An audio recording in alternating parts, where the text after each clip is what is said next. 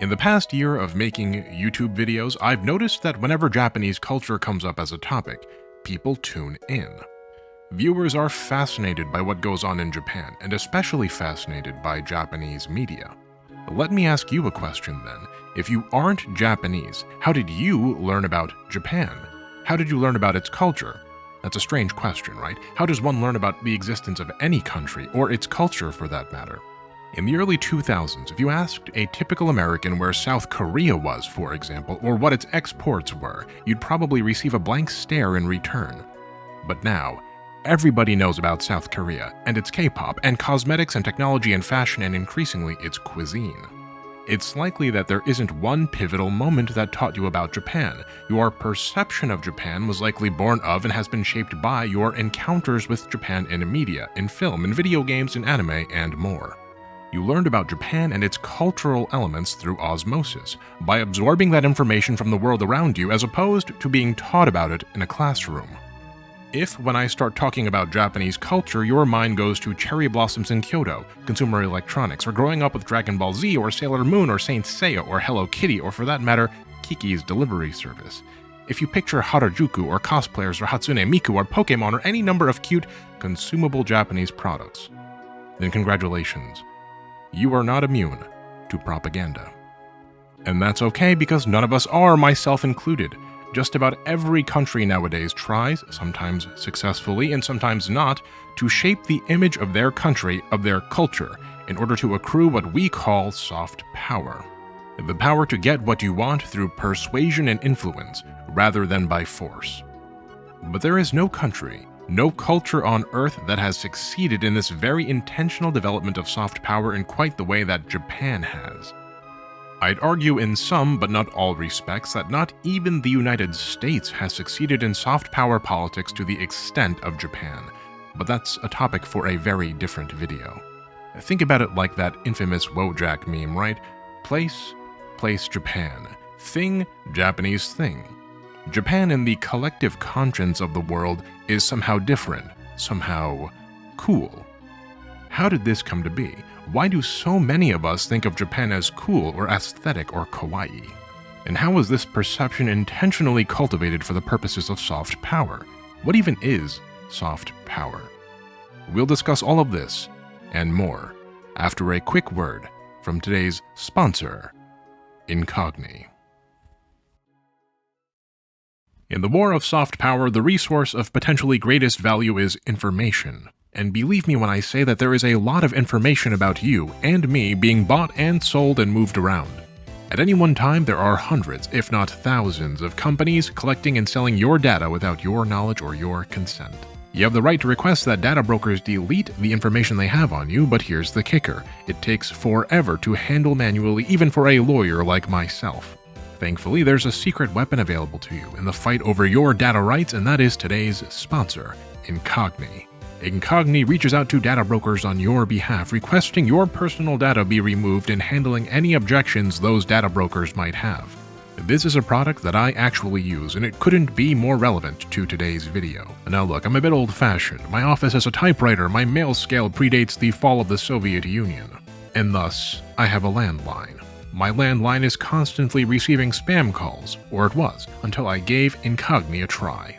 And if your data has ever been caught up in a data breach, or if you've ever registered for a store loyalty card, or if you've ever had to give your email to sign up for a forum, or a website, or Neopets, or whatever else, maybe you also ought to give Incogni a try by going to incogni.com/moonchannel and entering code moonchannel to get a whopping 60% off an annual Incogni plan. Protect your data, protect your privacy, and as put so eloquently by New York-based think tank the Wu-Tang Clan, protect your neck with Incogni. Once again, go to incogni.com/moonchannel and enter the code moonchannel for 60% off an annual plan. A special thanks to Incogni for sponsoring this video.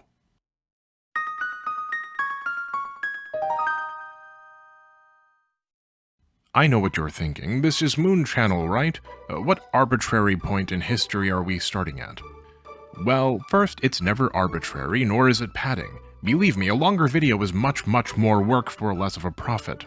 No, this is context, and context allows us to build a firm foundation of understanding from the roots of the forest to the canopy.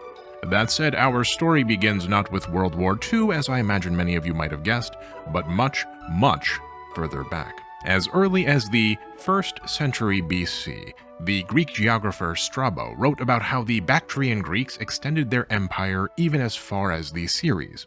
Ceres, a name that derives ostensibly from the Greek word for silk in this case, referring vaguely to what is believed to be China. And in approximately 104 BC, as far as Chinese records go, the Chinese waged the War of Heavenly Horses against the Bactrian Greeks, conquering them and establishing what would later become the Protectorate of the Western regions.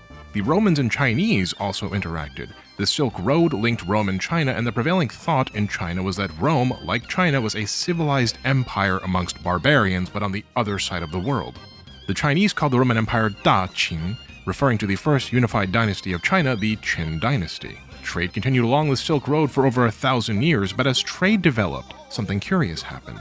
A trade imbalance of sorts developed. The Chinese turned inward, and Chinese interest and desire for European goods decreased even as European demand for Chinese goods, and the goods produced by Chinese tributaries, increased. The lands far to the west of China thereafter slowly fell outside of China's scope of cultural concern, even as this image of China as a mysterious, sophisticated land slowly began to develop in the West. In the Middle East, for example, the famous collection of stories we know as Arabian Nights was originally set in China, albeit China here meaning something more like in a galaxy far, far away.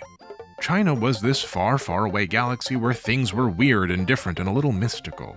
To much of the West, including Europe, China was this civilized place on the other side of the world where spices and tea and silk and porcelain were made. But to China and by proxy the other East Asian civilizations, the memory of Europe as Daqing faded, and the European nations slowly became seen as no different from any of the other barbarian tributaries that wanted to trade with China. Now look, I understand that this is all a vast and almost preposterous simplification of a very long stretch of history, but we're just setting the stage here, so please bear with me. For much of this history of trade between China and Europe, it was the various Middle Eastern states, such as the Sassanid Persians and the various Islamic caliphates, and the Ottoman Empire that acted as middlemen, growing wealthy and powerful in part by controlling the trade that passed through the Silk Road.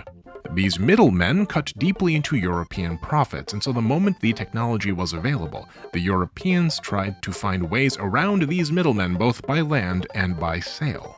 The first of the European pioneers who actually did make it to China returned to Europe with incredible tales of this sophisticated but deeply alien land, such as the travels of Marco Polo, or Juan González de Mendoza's Historia del Gran Reino del China, or Matteo Ricci's accounts in De Christiana Expeditione apud Sina suscepta ab Societate Jesu. Some of these accounts were fantastical to the extreme. My personal favorite account of the time is Athanasius Kircher's China Illustrata, a book which compiles and analyzes various accounts of China gathered from different contemporary sources. It is, at times, fascinatingly insightful, and at other times it is a bit silly. On page 196, a flying turtle is illustrated and thusly described. In the kingdom of Henan are found turtles which are green or blue, and that there are also some with wings on their feet, who in this way they compensate for the slow progress they can make on foot. I, however, could not easily believe that these swimming creatures have wings, for it seems to violate the primary nature of a turtle. In any case, it was in the year 1542 that Europeans first arrived in Japan. The Portuguese, you see, had already made their way to the Far East and were conducting trade with the Indian subcontinent through Goa, and with China via Malacca. The arrival of the Portuguese to Japan was completely by accident. A handful of Portuguese traders were originally en route to the Chinese city of Ningbo when a typhoon shipwrecked them on the island of Tanegashima, at the southernmost tip of Japan. This initial contact led to further contacts between the Portuguese and Japanese, which eventually led to the Portuguese all but monopolizing Japanese trade. At the time, you see, China had placed an embargo on Japan due to raids by Japanese pirates. But the Portuguese were able to act as middlemen between Japan and China, establishing what the Japanese called Nanbanboiki, Southern Barbarian trade. The Japanese called the Portuguese Nanban, Southern Barbarians, because the Portuguese arrived initially from the south. To this day, Western cultural influences, but particularly those involving food, are still sometimes referred to in Japan as Nanban, Southern Barbarian food. Now, the Portuguese and subsequent European travelers found themselves immediately smitten by this new land and its customs. The Italian Jesuit priest Alessandro Valignano, who had spent considerable time in India and Macau, going so far as to even be one of the first two European scholars to learn Chinese, the other of course being Matteo Ricci, wrote this about Japan. The Japanese, and I quote, excel not only all the other Oriental peoples, they surpass the Europeans as well. The Japanese in turn wrote of their encounter with the Europeans thusly: they eat with their fingers instead of with chopsticks such as we use. They show their feelings without any self-control. They cannot understand the meaning of written characters. Not a very flattering portrayal. Now, at this point in history, European fascination with China was beginning to reach a fever pitch. For example, Europe, but particularly France, saw the emergence of a fashion known as chinoiserie, a European imitation of Chinese and also eventually Japanese art. If you are a European, you may have already encountered a vaguely Chinese-looking building such as the Chinese Tower in Munich, or the Chinese Pavilion in Eckerö, or this pagoda in London's Kew Gardens. These are all examples of chinoiserie, and none of them are actually Chinese. They are all tributes to Chinese art built in the 1700s. It was in the 1700s, you see, when the Qing dynasty was arguably at the apex of its splendor and power, that both Sinophilia and Japanophilia found their ways into European culture at large. The French philosopher and satirist Voltaire, for example, was a rather notorious and ardent Sinophile, a lover of Chinese culture. He wrote thusly: the fact remains that 4,000 years ago, when we did not know how to read, they, meaning the Chinese, knew everything essentially useful of which we boast today. He also spoke very fondly about Confucianism, which he considered the height of ethics and politics, a socio-political model that Europe should emulate, stating, and I quote, Confucius has no interest in falsehood. He did not pretend to be a prophet. He claimed no inspiration. He taught no new religion. He used no delusions, and flattered not the emperor under whom he lived. Gottfried Wilhelm Leibniz, the German polymath, was also a proponent of spreading Confucianism in Europe, and Neo-Confucianism in particular is said to have influenced his philosophical works. Yet just as there were Sinophiles like Voltaire and Leibniz, however, so too were there Japanophiles. By the late 1700s, Japan was largely closed off from the rest of the world in the midst of a policy known as Sakoku, wherein no Japanese could leave Japan and no foreigners could enter. An exception, however, was made for the Dutch, who had assumed the favored role of trade once held by the Portuguese, a story which we won't get into in this video. The Japanese learned of Western innovations in a piecemeal fashion through the Dutch in what is called Rangaku, Dutch learning, and the Dutch brought trade goods and Japanese learning back to Europe. Consider, for example, this cultural exchange. In August of 1775, one Carl Peter Thunberg, the famous Swedish naturalist and student of Carl Linnaeus, traveled to Nagasaki, where he was given the opportunity to accompany the Dutch ambassador to Edo. Therein, Thunberg categorized many different plants and animals, recording his observations in two works, the Flora Japonica and the Fauna Japonica. His writings and observations inspired a great deal of European interest in Japan. But I digress. It wasn't until the end of Sakoku in 1853 and the forcing open of Japan for trade by the United States that Japanese culture really began to make headway in the West. China, at the time, was still resistant to European and American attempts to force unfavorable trade upon it, which culminated in the Opium Wars, the Boxer Rebellion, and so on. Japan, though, now fully opened for trade against its will, saw many Europeans and Americans travel to Japan, thus bringing many Japanese goods back to Europe. And thus, just as there was chinoiserie when interest in China was at its apex, so too did an artistic tradition of emulating Japanese art known as Japonisme emerge in Western Europe. For example, Japanese block printing art greatly inspired Vincent van Gogh, and he made no attempts to hide that fact. Japanese clothing such as kimonos became something of a fashion sensation, and indeed, some people got so deeply into Japan that they all but grafted Japan into their identity. Consider, for example, the story of Patrick Lafcadio Hearn, a Greco-Irish writer who was born in Greece and moved to Dublin before emigrating to the United States, where he worked as a journalist, first in Cincinnati and later in New Orleans. He then spent 2 years in the French West Indies before he went to Japan, where he would stay for the rest of his life. Heron had a great fascination with Japan, you see, and he wrote a number of highly regarded works in English that painted a spectacular and romanticized picture of Japan, which was so engrossing that British academic Basil Hall Chamberlain himself, a Japanophile and scholar of all things Japanese, described Heron's works as such. Never, perhaps, was scientific accuracy of detail married to such tender and exquisite brilliancy of style. Heron went on to change his name to Koizumi Yakumo. He thereafter married a Japanese woman named Koizumi Setsuko, and he lived the rest of his life in Japan. Truly, history's first weeb. Okay, Mooney, thank you for teaching us about history's first weeb, but was it really necessary to go through 2,000 years of history just to set the stage? I'd say yes, absolutely. It is important to keep this romanticized picture of Japan in the mind's eye, as romanticization of Japanese culture, of putting Japanese culture on a pedestal, going even to the point of, dare I say, fetishization, is nothing new. There's this common perception that Japan was this hyper-militarized place of scowling samurai that got beaten up in World War II and then turned into the cat-girl pop idol Kawaii Islands. But the Western romanticization of all things Japanese occurred long before anime, before J-pop, and before Nintendo. Okay, well, maybe not Nintendo, but certainly the other things. Yet just as the romanticization of Japan began rather abruptly, so too did it end rather abruptly, as we will soon see. As while the West engrossed itself in Japanese culture, Japan was engrossing itself in Western culture. And what Japan took away from its encounters with Western culture is that one either bullies or gets bullied. One imperializes or becomes imperialized. In this world, it's kill or be killed. Oh boy, here we go. I can hear some of you say, are we about to blame the West for Japanese imperialism? No. Look, that's missing the point. The Japanese didn't westernize slowly by osmosis as they were originally doing vis-a-vis Rangaku. The Japanese didn't even westernize quickly as they might have preferred after witnessing the Qing dynasty lose the First Opium War. No, the Japanese were thrown into westernization head first, shaken awake by Admiral Perry, and then bullied into unequal trade treaties that led to mass famine and economic disaster. The Japanese very intentionally went about copying what they saw as Western practices during the Meiji Restoration.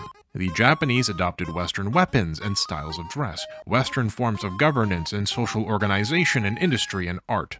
And one of the practices that the Japanese specifically learned from the West and intentionally imitated in the Western tradition was gunboat diplomacy, hard power, the use of force to get what you want, which they used. For example, in 1876 to bully Korea into signing a very Western unequal treaty that was specifically modeled after the treaty that Admiral Perry forced upon Japan.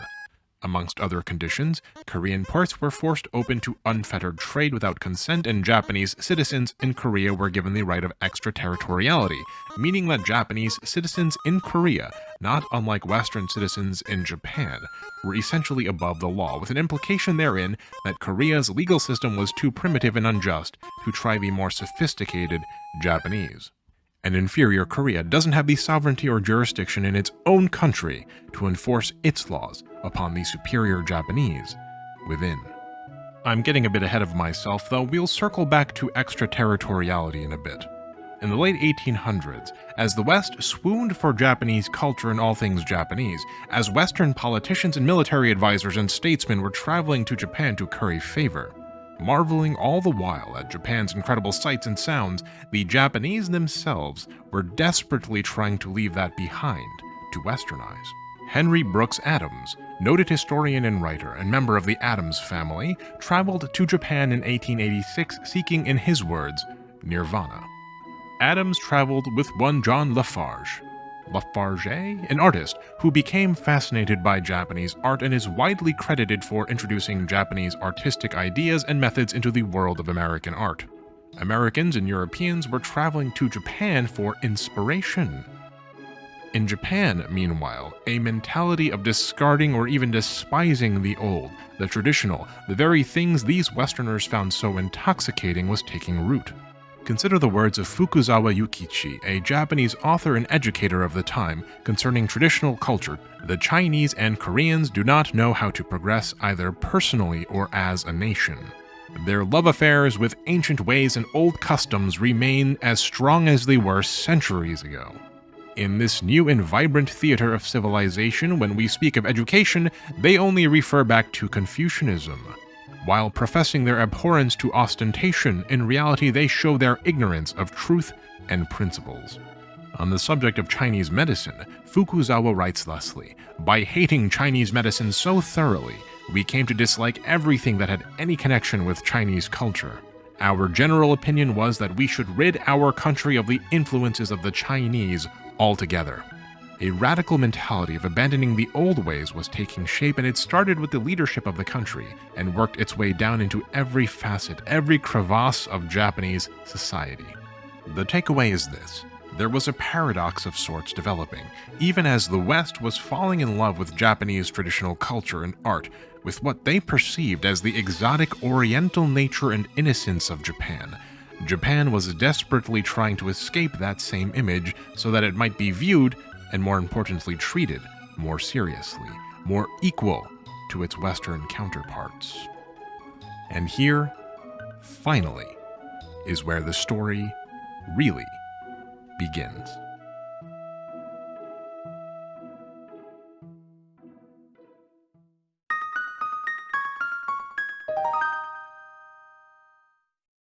The Japanese, in their haste to westernize in every possible way, discarded many of their old traditions in favor of new Western traditions.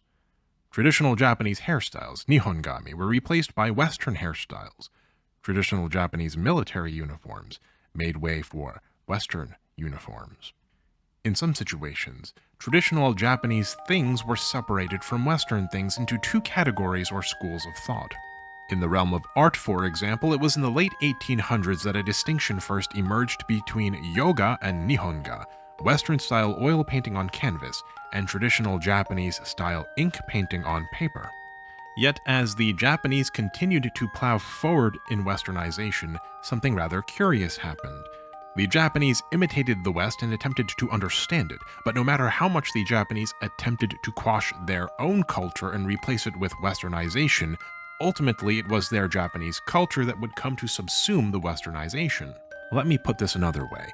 The Japanese could learn from what the West had already learned, but once Japan had learned all it could, it had to continue to develop.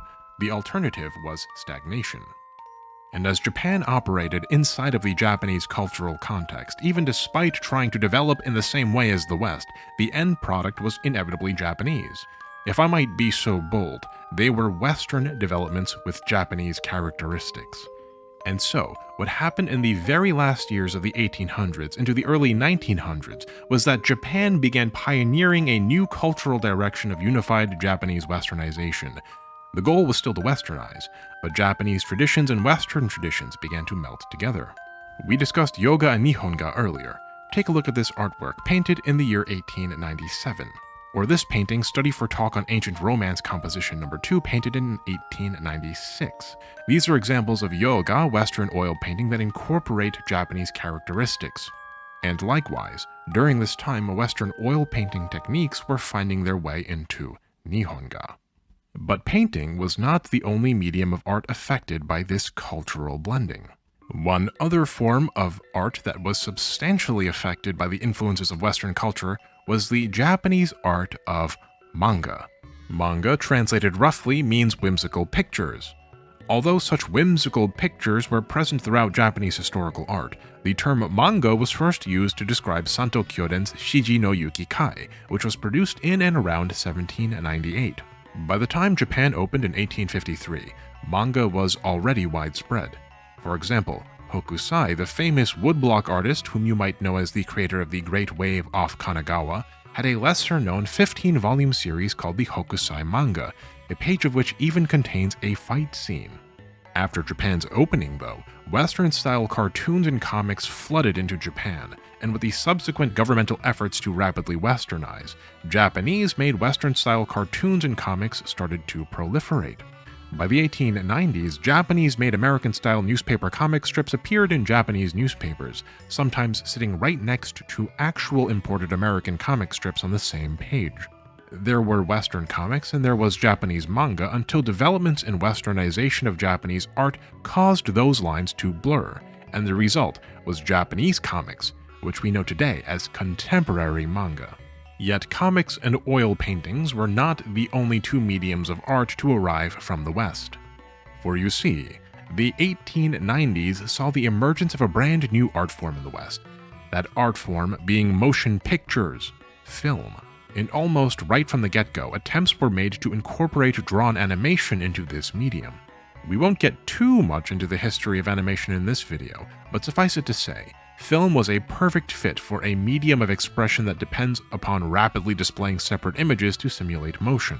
The earliest animations on film, such as, Charles-Émile Renaud's Pantomimes Luminoises, was first unveiled in the late 1880s to early 1890s. Yet around 1907, the Japanese had already begun experimenting with animation on film. Katsuro Shashin, which was made sometime between 1907 and 1912, is the oldest known work of animation from Japan. It is a mere 3 seconds long and shows a boy writing "moving picture" in Japanese before turning to the viewer, removing his hat, and bowing. Animation was readily embraced in Japan, and by the late 1910s and early 1920s, Japanese-made animations such as Junichi Kouchi's Namakura Gatana were being shown in theaters. The strength of the early Japanese animation industry was soon to be tested, though. The 1923 Tokyo earthquake destroyed much of the newborn animation industry, and the animation studios found themselves competing with foreign animation studios and producers with far greater resources than they did, such as Disney. Companies like Disney could both undercut Japanese animators in the market, while also producing works of far higher quality, with color and sound and incredible animation. And so the Japanese animators struggled to compete. What happened next is something we see happen very, very often when it comes to the history of Japanese enterprise.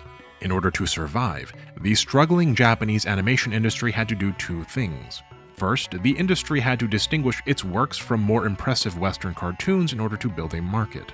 It did this in a number of ways, from using different techniques with cell shading, for example, or by incorporating plots or character designs or art styles that were more familiar and more appealing to their native Japanese audiences. Second, the industry had to secure the funds with which to weather the immediate storm.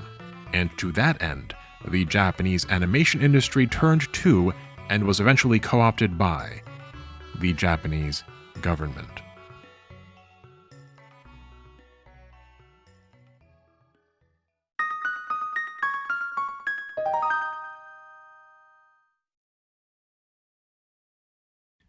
Let's take a step back from animation history and see how the image of Japan began to shift in the West as Japanese culture itself shifted westward. From the time of Japan's opening in 1853 to the late 1890s, Japan was seen by Western visitors and Japanophiles as a magical, innocent place, unspoiled by the growing culture of consumption and industrialization of the West. The very arguably racist innocence that writers and educated folk like Henry Brooks Adams called nirvana. But as Japan began to westernize, in hopes that it might be treated as an equal of the West, so too did this image of the innocent Japan fade.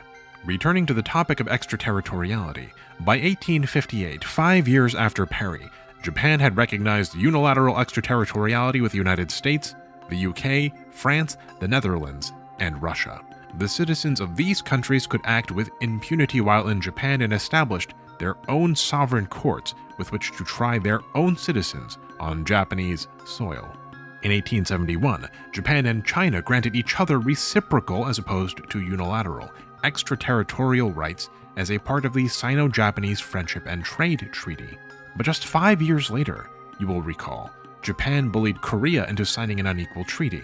And in 1895, As a result of the imperialistic Sino-Japanese War, Japan forced China to surrender its extraterritorial rights in Japan, in addition to seizing Taiwan, Penghu, and the Liaodong Peninsula, demanding a war indemnity equal to 7.5 million kilograms of silver and the forced opening of ports for trade as a most favored nation. Take a look at this propaganda piece here. See how the Japanese portray themselves as a modern westernized army and the Chinese as outdated and wearing traditional dress? This kind of portrayal was very purposeful and very common. Japan was not some uncivilized Sinitic state. It was a westernized one. But note as well, the medium of art and the style. It's still very Japanese, and that too would slowly change. The Japaneseness of the art blended with Western styles and innovated in its own direction, as all Japanese westernization efforts eventually did. The late 1890s was the peak of Japanophilia, but it peaked and then declined for a reason. The behaviors and actions of Japan were increasingly Western, and as Japan became westernized, the exotic Orientalist tropes that were associated with Japan, the cultural elements of Japan that were ripped from their cultural context and commodified without consent, began to lose their luster. Japan became less of a curiosity and more of a threat. In 1894, the British relinquished their rights of extraterritoriality in the Anglo-Japanese Treaty of Commerce and Navigation. By 1899, all of the other Western powers had also relinquished their own rights of extraterritoriality in Japan. In the year of 1900, 'tis worth remembering, Japan fought against the Boxer Rebellion in China as a member of the Eight-Nation Alliance, joining Austria-Hungary, the British Empire, France, Germany, Russia, Italy, and the United States in the quashing of an anti-imperialist rebellion. Japan was officially one of the boys. And in 1904 to 1905, Japan shocked the world when it defeated an imperialistic Russia at its own game, prevailing over Russia in the Russo-Japanese War. Yet even as the Japanese joined with and sometimes fought against the Western powers for its own imperialist ambitions, there was a sort of hope in the West that Japan might liberalize and modernize in a progressive, more humane direction, in line with what many Japanophiles felt was its innocence, and more, in their own words, not mine, pure culture. Many in the West even saw the Japanese routing of the Russians as a good thing, as Russia wasn't on very good terms with the other major powers at the time. What else is new? Modern Japan would supposedly bring tolerance and justice and humaneness and enlightenment to Imperial Russia, trampling over medievalism as it went. But note the title of this art piece I'm showing you, The Yellow Peril. This story has two sides. On one side, those who saw Japan as the innocent state, as this exotic pure culture, and on the other side, those who exaggerated the foreign nature of Japan and believed that the purity of Western civilization could be tainted by this so-called yellow peril, that Chinese and Japanese immigration and culture, and eventually that Japanese imperial ambitions might erode the very edifice of Western civilization and bring it to ruin. The Japanese were constantly slighted by this othering. To the Japanese, it felt as if they had done everything right and yet were still seen as inferior, still seen as not being equal to the West. And this feeling of being snubbed by the West only cemented itself in the aftermath of World War I. Japan fought on the side of the Allies and gained a permanent seat on the Council of the League of Nations and was given German territories in the Far East. Japan was by every regard a great power. But in 1919, when the Japanese delegation at the Paris Peace Conference proposed a racial equality clause be attached to the Covenant of the League of Nations, one that was not dissimilar to the religious equality clause already passed, the proposal was rejected. The Japanese had been told to their face by the Western powers that no, even if you can fight like a Western power, even if you have the industry of a Western power, even if you have Western education and Western wealth and Western ambitions, you are still inferior. The combination of Japan's string of successes at military imperialism and the humiliation brought upon by the West treating the Japanese as an inferior people helped to empower extremist rhetoric emerging at the time in Japan. Japanese exceptionalism, and by extension, Japanese militarism, the idea that the Japanese were not inferior, they were actually in some way superior and different from all the other peoples of the earth. And from that emerged the idea that Japan cannot count on the West to provide Japan with the power and prestige that it has earned, that Japan must take what it needs, what it deserves, by force. Which brings us now finally, at long last, to World War II.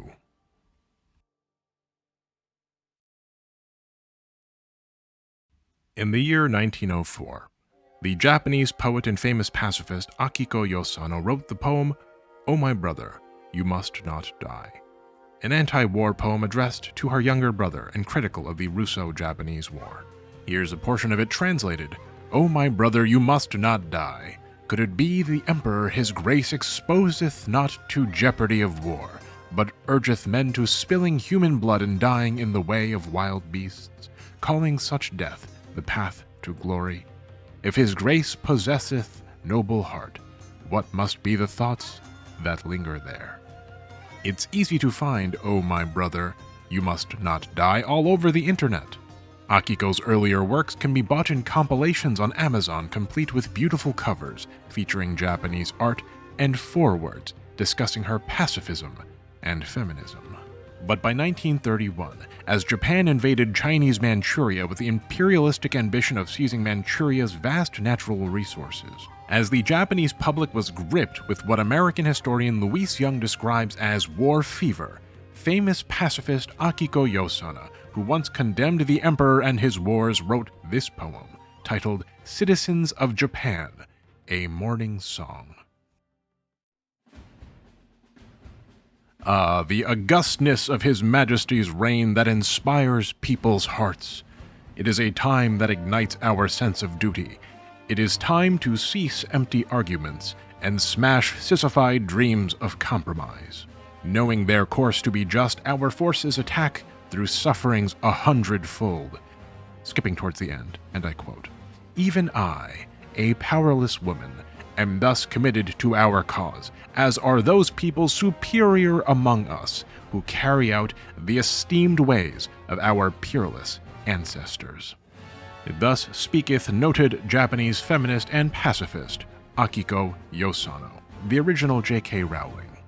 This is how dramatic the shift was in Japan. In less than 30 years, even the pacifists had been converted to Bushido. Even the gentle art of poetry had been co-opted to the effort of conquest, nationalism, and the portrayal of Japanese superiority.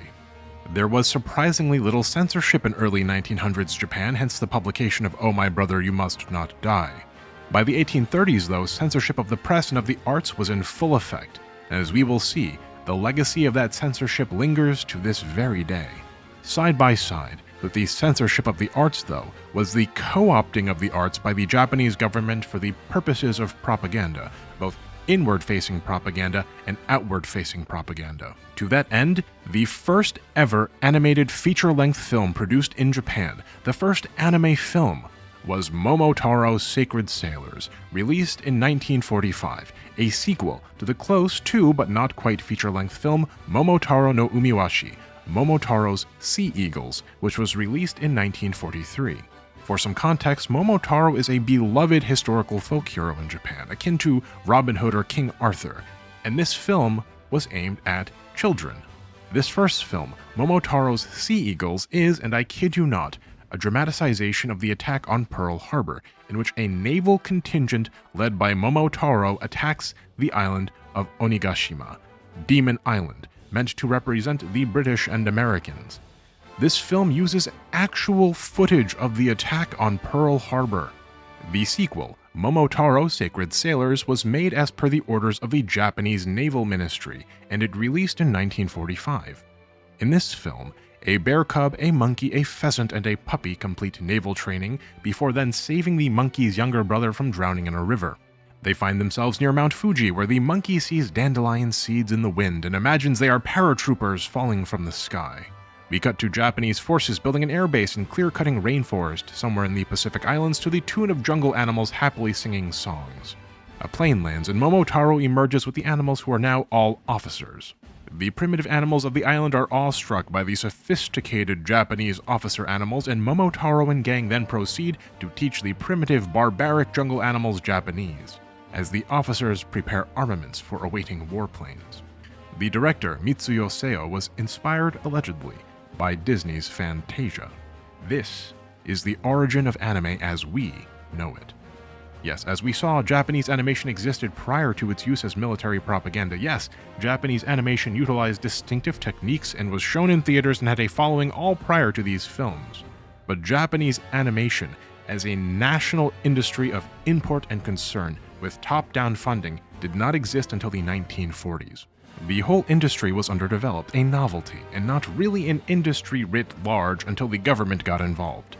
If you want to learn more about early Japanese animation, I direct you to the seminal work on the topic, Katsunori Yamaguchi's Nihon Animation Eigashi, The History of Japanese Animation.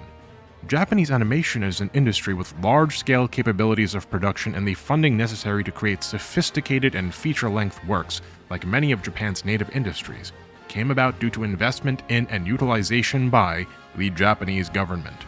Fun fact before we move on, if you're an anime buff, you might have noticed that the scene I showed you while talking about Momotaro's Sacred Sailors seems awfully familiar. Well, that's because Osamu Tezuka, the creator of Kimba the White Lion, was so deeply moved by Momotaro that it allegedly brought him to tears, and so he included an homage in Kimba the White Lion, where Kimba teaches primitive jungle animals to speak Japanese. Kimba the White Lion in its original Japanese is Janguru Taite, Jungle Emperor. Its theatrical release occurred as late as July 31st, 1966. But I digress. We'll come back to this topic in a little bit. We've seen now how Japan's image of itself developed in the lead up to World War II, and how the Japanese government grew and eventually commandeered the animation industry with government funds and orders to create propagandistic works. And now let's take a look at how the rest of the world began to see Japan, as Japan took its imperialist conquests to the next level.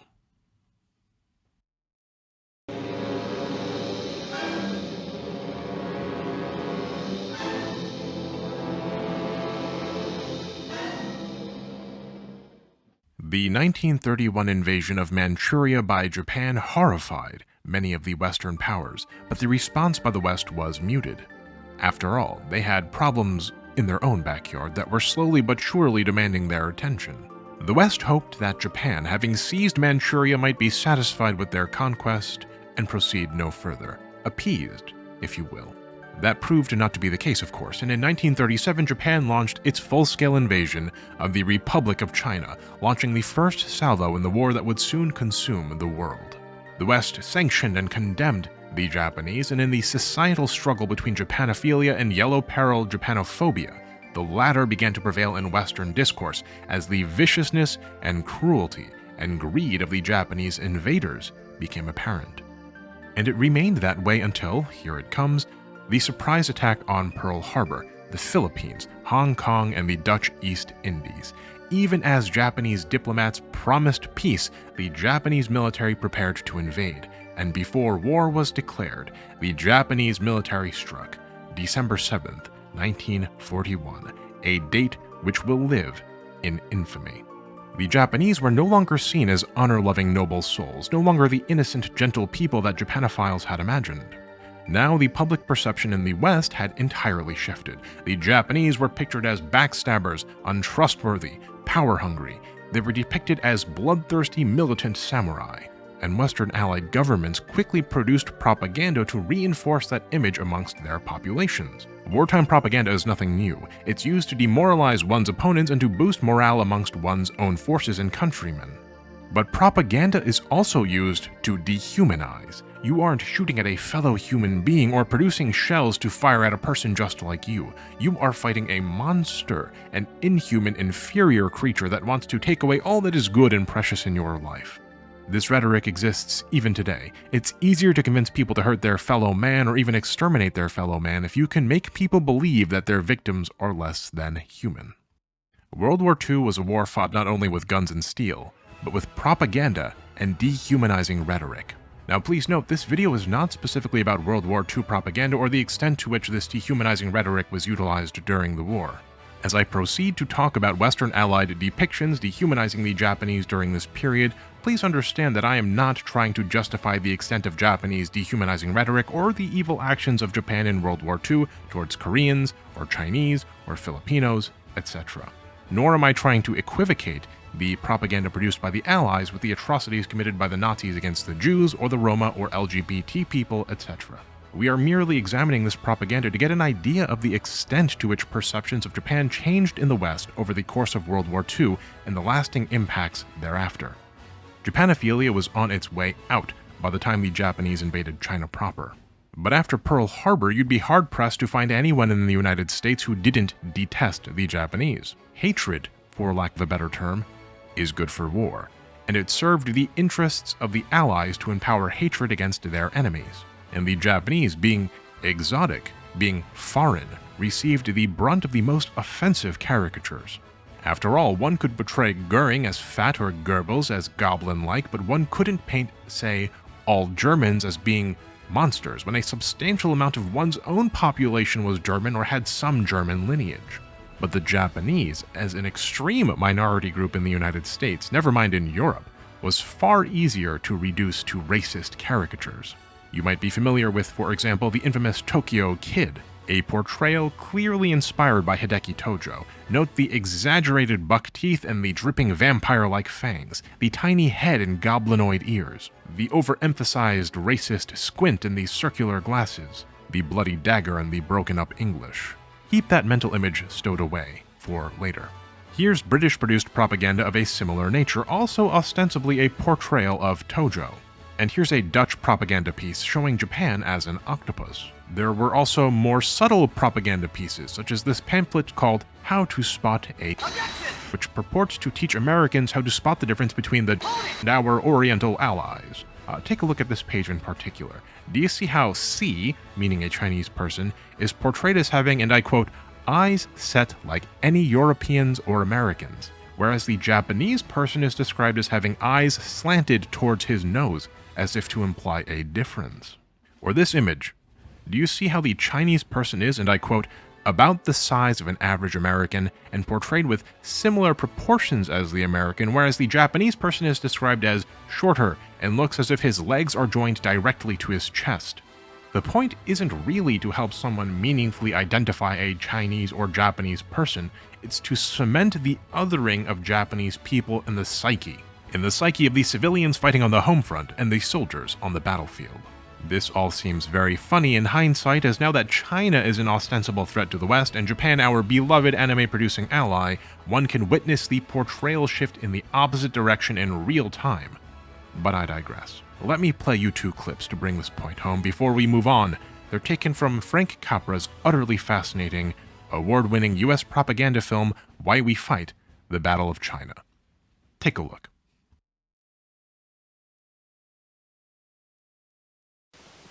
Second reason lies in the uses each country made of our Western civilization.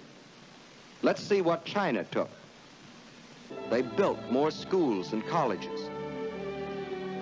They established scholarships so that their young men and women could go forth to the universities of America and Europe and bring back to their own country other Western ideas. And this new generation returned to China with new techniques of industry, architecture, science, medicine. They built more hospitals to free their people from the blight of disease. They introduced compulsory education. They laid down as essential 2 of the 4 freedoms for which we fight today: freedom of expression and freedom of religion. For the Chinese believed in using the best of Western civilization for the progress of their country. And while they were building this new nation, just a day and a half by steamer across the Yellow Sea lay Japan. Here, the God Emperor and his fanatic warlords were using this same Western civilization for one purpose and only one: to create one of the world's most powerful war machines. Their aim, the absorption of China and the fulfillment of the Tanaka Memorial. The more things change, the more things stay the same. Our innovative ally uses Western gifts to build a prosperous, peaceful nation. Our uncreative enemy uses stolen Western technology to build a war machine that seeks to threaten our way of life. But I digress. That's propaganda for you. By the end of World War II, Western perception of Japan had hit rock bottom, and this was, in no small part, the Japanese government's own doing. Military fanaticism had seized the nation, and the Japanese needed no help from American propaganda to make themselves look like inhuman monsters, given the extent of Japanese war crimes in addition to fighting strategies like kamikaze, or suicide charges. If you're old enough, and especially if you're Chinese, Korean, Southeast Asian, Australian, or Kiwi, or British, or American, you might have a grandparent who refuses or refused to ever buy Japanese cars, or visit Japan, or eat Japanese food due to the trauma that they suffered at the hands of the Japanese military. In the United States, in Europe, in the Soviet Union, in South and Southeast Asia, in Oceania, in China, and Korea, the perception of Japan was that of the evil conqueror, the inhuman, vampiric monster. How then, in barely a single lifetime, did we go from that image of Japan to Japan as the land of Kawaii, the country of cool and cute and beautiful? Well, in order to answer that question, it is finally time to talk about soft power.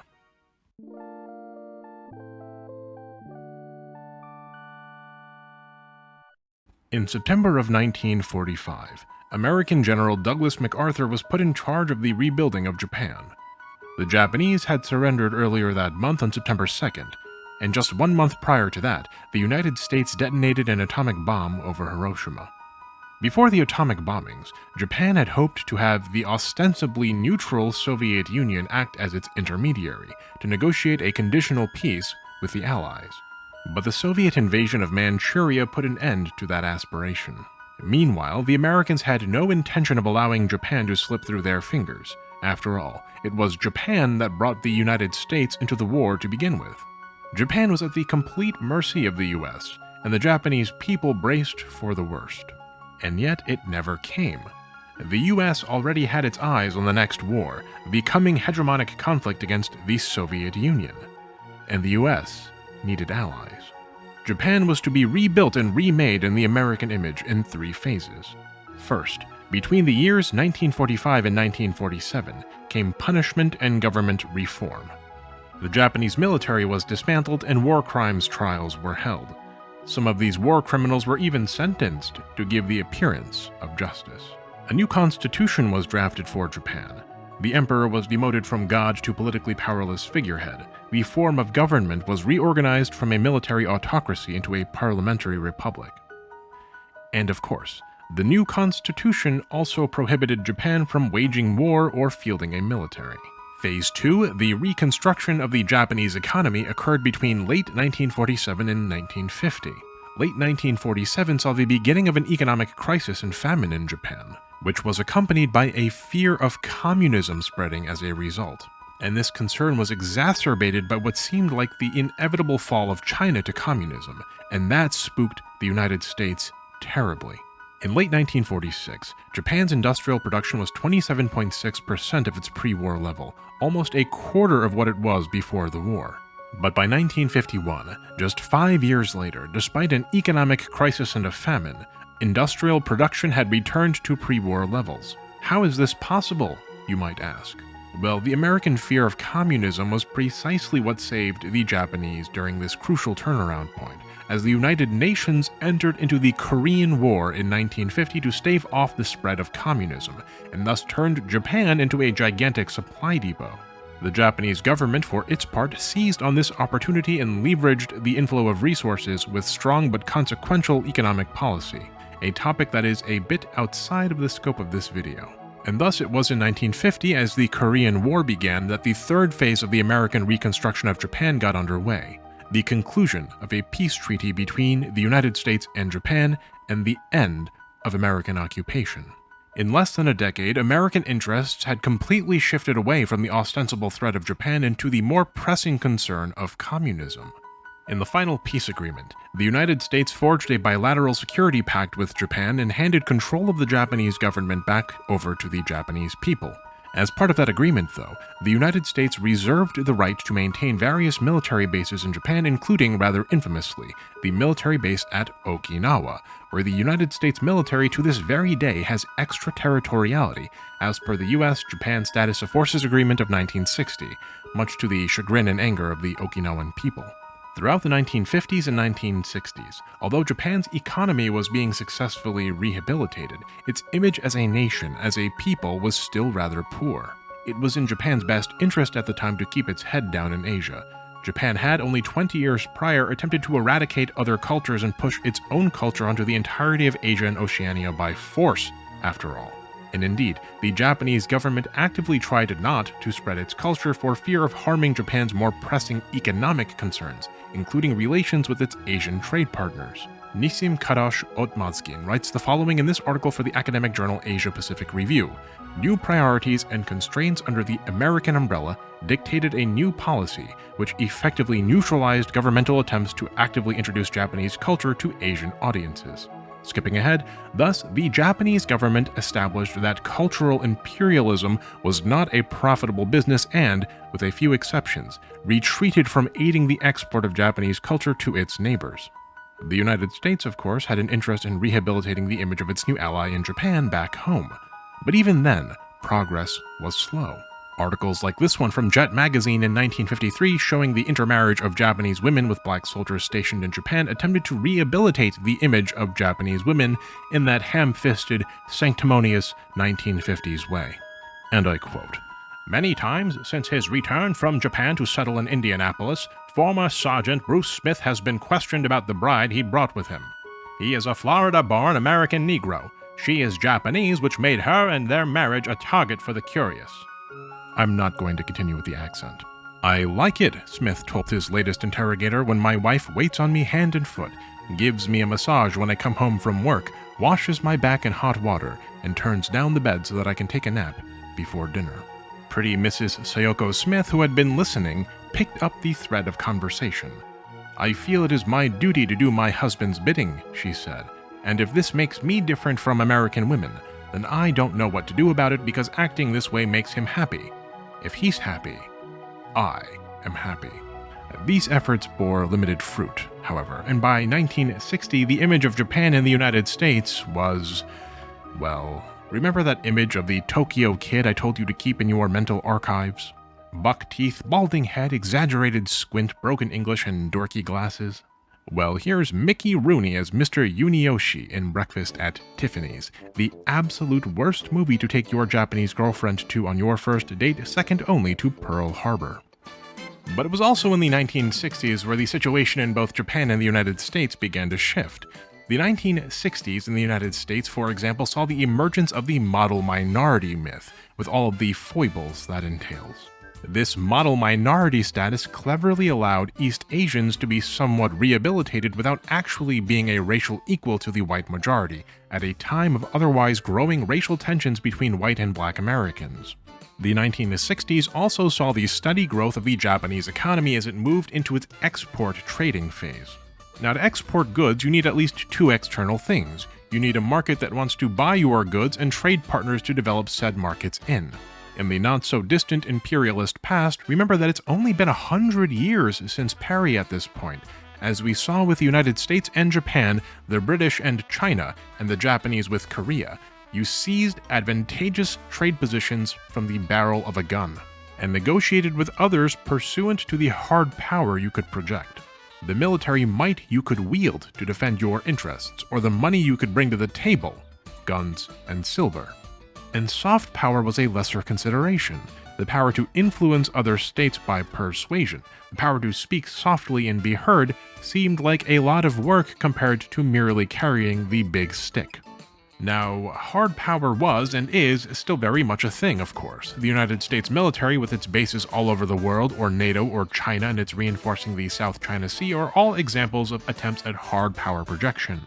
But throughout the Cold War, it was ostensibly soft power that actually became the predominant weapon of war in a way that hadn't yet been put into words. Joseph Nye, the political science guy, coined the term soft power in the late 80s to describe what he saw as the determinative factor that allowed the United States to get ahead of the Soviet Union. The power to get others to do what they otherwise wouldn't without the use of military power. The Soviets, with their tanks and their bombs and their guns, had hard power. But the United States was in your head, with its rock and roll and blue jeans and good old-fashioned managed democracy. The best bread and the wildest circuses, so to speak. Thus, the United States managed to win the Cold War without firing a single bullet or using hard power at all. Unless you count the Greek Civil War, the Arab-Israeli conflict, the Korean War, the Cuban Revolution, the 1953 Iranian coup d'etat, the Laotian Civil War, the Vietnam War, the Congo Crisis, the Guatemalan Civil War, the Bay of Pigs invasion, the Nicaraguan Revolution, the 1964 Brazilian coup d'etat, the Mexican Dirty War, the Communist insurgency in Thailand, the Dominican Civil War, the 30 September movement, the Bolivian campaign, the Cambodian Civil War, the Indo-Pakistani War of 1971, the 1973 Chilean coup d'etat, the Yom Kippur War, the 1976 Argentine coup d'etat, the insurgency in Aceh, the Salvadoran Civil War, the Soviet-Afghan War, the American invasion of Grenada, and the 1986 bombing of Libya, amongst a few others I may have missed. Which is to say, not everyone agrees that soft power won the Cold War, and indeed, there is some ideological conflict in international relations theory between the neoliberal school of thought, which advocates a soft power approach, and the neo-realist and neo-rationalist schools of thought, which, depending on the school, either rejects the existence of soft power outright or claims that soft power isn't so soft in practice. Were all these coups d'etats I just mentioned exercises in soft power, or was that hard power? It's not always so clear. But I digress. There is one situation in which a state ostensibly cannot utilize hard power to achieve its political and economic interests, and that is if one's state is demilitarized. Japan has its defense force, which is growing in strength and capability, and thus in hard power projection capability, but it wasn't necessarily this way back in the 1960s. The 1960s saw a massive shift in Japanese politics and economic strategy, and discussing every aspect of why that happened might be its own hours-long video. We discussed earlier how Japan was actively trying not to project its culture in the late 1940s to late 1950s. And this suited Japan just fine. Its economy was inwardly focused. This was the period of time where Japan saw the emergence of the keiretsu, the massive conglomerates, many of which emerged out of powerful trade families known as zaibatsu. And these keiretsu, flush with government funding, built a massive horizontally and vertically integrated industrial base, which, when combined with government policy, meant that the Japanese interior market was not easily penetrated by foreign companies. These Japanese monopolies then focused on specific products and industrial developments until Japan had products to export for which it had a comparative advantage. Its cars, for example, could be made more cheaply perhaps than anywhere else due to a more efficient manufacturing process combined with government subsidies. And once that comparative advantage was established, Japan reoriented itself towards what is called export-oriented industrialization, allowing Japan to be competitive in foreign markets right out of the gate, so to speak. In other words, Japan was developing an industrial economy in a cave with a box of scraps. And this initial phase, at least, this heavy industrialization seemed to be going according to keikaku. Keikaku means plan. At least it was, until the United States came a-knocking with a little demonstration of hard power. On January 19, 1960, the United States and Japan signed the Treaty of Mutual Cooperation and Security between the United States and Japan, the Anpo-Joyaku, a treaty which reaffirms the U.S. commitment to defending Japan and allows for American military bases on Japanese soil. This treaty was markedly better than the treaty that preceded it. It cemented a U.S. defense of Japan in case of invasion. It removed a clause authorizing U.S. forces to suppress Japanese domestic disturbances and more. The Japanese government was so sure that this would be a hit that it even invited President Eisenhower to visit and give a speech. When news of this treaty broke out, however, Japan erupted in massive protests, culminating in the June 15th incident where hundreds of thousands of protesters marched on the National Diet in Tokyo. The protesters were attacked by ultra-nationalist counter-protesters who rammed the crowd with trucks. Yet despite that, the protesters managed to break into the Diet itself, only to be met by the police who cleared the building, killing a university student, Michiko Kanba, in the process. The protests were a mess, and they were ultimately unsuccessful. The military bases remain to this very day still as unpopular as ever. The failure of these massive protests to accomplish even the most modest of goals led to substantial disillusionment, and was seen as a victory by the ultranationalists, who pushed their rhetoric in Japan even further, culminating in the assassination of Socialist Party chairman Inejiro Asanuma on live TV by an ultranationalist youth in the fall of 1960. In the aftermath of the Anpo protests, faith in the Japanese government amongst the Japanese people reached a critical low. US-Japan relations had also had a new low point since the end of World War II. The new Japanese minister Hayato Ikeda had a plate full of troubles to handle. He had to find some way to rehabilitate the image of Japan not only amongst other countries, including the United States, but also the image of Japan amongst its own people, while simultaneously redirecting national energy away from anger towards the United States and towards some greater national purpose. The traditional answer to that question is to unite around a common enemy. But Japan has no military with which to fight, no hard power. Japan had no choice then, but to rely on soft power, and as we will soon see, that strategy proved extremely effective.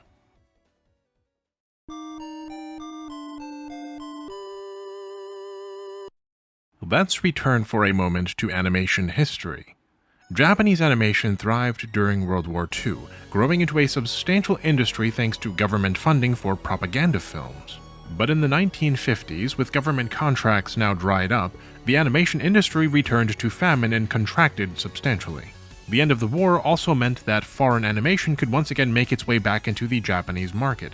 Snow White and the Seven Dwarfs, produced in 1937, first aired in Japan in 1950, in vibrant and full color. The emaciated Japanese animation industry simply couldn't compete. Unlike the Japanese animation industry, however, the Japanese film industry was having a golden age. Animation of the time was a technological marvel and required substantial money, manpower, and technology to create. Film, however, had a lower barrier to entry. In the 1950s, saw incredible cinematic masterpieces emerge from Japan, such as Akira Kurosawa's Seven Samurai or Ishiro Honda's Godzilla. These films were making an enormous splash abroad, bringing with them a renewed interest in exotic Japanese media and Japanese culture, but also an influx of capital into the Japanese arts. In the mid to late 1950s, a man named Okawa Hiroshi, an entrepreneur known as the King Hippo, had an idea. He was a film guy, the head of a company known as Tokyo Eiga Kaikyu, Tokyo Film Distribution. And his idea was simple. His company had experience in film and money to spare. Japanese motion pictures had proven they could stand toe-to-toe with American films. Why couldn't Japanese animation do the same? To that end, Okawa put Disney square in his sights and bought out a struggling animation studio. Okawa then spun off an animation subsidiary using the abbreviated name of his parent company. We know this subsidiary today as Toei Animation, and Toei was the first animation studio in Japan able to produce high-quality animations at volume. In 1958, through a monumental effort, Toei released its first animated feature film, Hakujaden, Legend of the White Serpent. Now at the time, many Western animated films were adaptations of popular Western fairy tales such as Snow White and the Seven Dwarfs, Pinocchio, and Cinderella. Hakujaden, The Legend of the White Serpent, was a very purposeful retelling of a Song Dynasty Chinese fairy tale known as The Legend of the White Snake, a story familiar to many East and Southeast Asians of the time. It was actually this very movie that inspired one Hayao Miyazaki, who once stated at an interview the following concerning the film's damsel in distress, Bai Nyang. I can still remember the pangs of emotion I felt at the sight of the incredibly beautiful young female character, Bai Nyang, and how I went to see the film over and over as a result. It's easy to hear that and say, aha, Miyazaki had a waifu. But I don't actually think that this was the case. Miyazaki later found inspiration in Bai Nyang for his own characters such as San from Princess Mononoke and Sophie Hatter from Howl's Moving Castle. Inspired not so much by attraction to Bai Nyang per se, but to her inner strength and independent spirit. A personality considered a little different than that of what many of the era might consider an ideal Japanese woman. We'll have to talk about Miyazaki's vision in another video someday, as that is a long, fascinating topic in and of itself. Suffice it to say, I admire the man very much. The musical choices in this video are not a coincidence. Not to spoil the rest of the video too much, but he's spoken up about literally every single point I've made / am about to make on the Japanese cultural industry. He's been such a vocal critic of what's been going on that Japanese ultranationalists have even called him a traitor to the country. But I digress. Legend of the White Serpent was produced with the intention of appealing to Asian audiences, and in particular, the vast potential market of China. There was, however, an ulterior motive as well. It was hoped that Legend of the White Snake, with its familiar fairy tale storyline, might also be an introduction for Westerners to East Asian culture. Both of these plans backfired, unfortunately. 2 months before Legend of the White Serpent released, a Japanese nationalist attended a stamp convention in Nagasaki, wherein they scaled a flagpole and tore down the flag of the People's Republic of China. Now, relations between Japan and the PRC were already a bit tenuous. The Chinese government in Beijing demanded an apology for the behavior of this Japanese nationalist, to which the Japanese government refused on the grounds that it didn't recognize the People's Republic. "We're not sorry about your flag as we don't think you even exist." You can imagine how that went over. This diplomatic incident led to China substantially reducing its trade with Japan just moments before Legend of the White Serpent was due to be released, slashing the film's potential market to a mere fraction of what it was. The film was also shown in the West where it underperformed. It was honored at the 1959 Venice Children's Film Festival, but it didn't resonate with American audiences. Despite the relative commercial failure of Legend of the White Serpent, however, Toei Animation was doing financially quite well, as it was producing an enormous amount of commercials. By 1958, as many as half of the commercials in Japan were animated, and Toei produced twice yearly animated features in part to, well, advertise its advertisements. But Toei had higher aspirations than animated features or commercials. Toei's next innovation was a bit trickier: the creation of a weekly cartoon. Jonathan Clements writes in this article from BFI that at the time, one investigation estimated that producing 22 minutes a week of full animation, 12 drawings for each second or 24 frames of film, would require more than 10 times the labor output of the entire Japanese industry. As such, you can see why observers of the Japanese animation industry thought that a weekly cartoon might be impossible. But Toei was not to be deterred, and they attempted to bring the former assistant director of Momotaro's Sacred Soldiers, Mochinaga Tadahito, on board to spearhead this cartoonish endeavor. Tadahito rejected the offer, leaving Toei apparently out of options. It was then that highly regarded manga creator Tezuka Osamu arrived on the scene. He brought a new vision to Toei, but was frustrated by the studio's restrictions. After just a short time as a storyboarder, Tezuka left Toei and set up his own company, Mushi Production. Tezuka reportedly told his staff, quoting again from Clemens' article, "What we are making is not animation, it is anime." He used a truncated term for a truncated product. This first anime, released in 1963, was Astro Boy.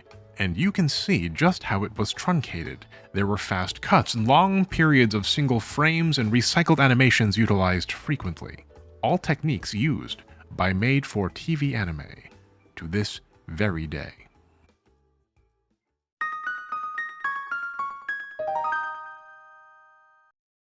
We're going to take a step back from animation history for a moment to see how the many trees of thought we've discussed form one forest, how many different factors led to the utilization and proliferation of anime, and eventually video games, for the arguably cynical purpose of accruing soft power.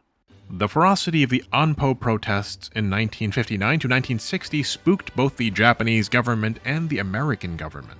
The former realized that it needed to direct the Japanese people towards a new national struggle and away from domestic rebellion, and the latter realized that it could lose Japan as an ally if it didn't act in a more conciliatory fashion. In response to Anpo, the Japanese government under Prime Minister Hayato Ikeda announced an income-doubling plan and went full steam ahead with export-oriented industrialization. It was time to bring Japanese products and Japanese culture to the world. And in the United States, newly elected President John F. Kennedy's very first White House invitation to a foreign leader was to Hayato Ikeda. At a 1961 summit, Kennedy made Ikeda this promise: Japan would be treated from there on out as an ally as close to America's heart as Great Britain. In the early to mid-1960s then, we see the confluence of several independent factors, all of which we've now covered.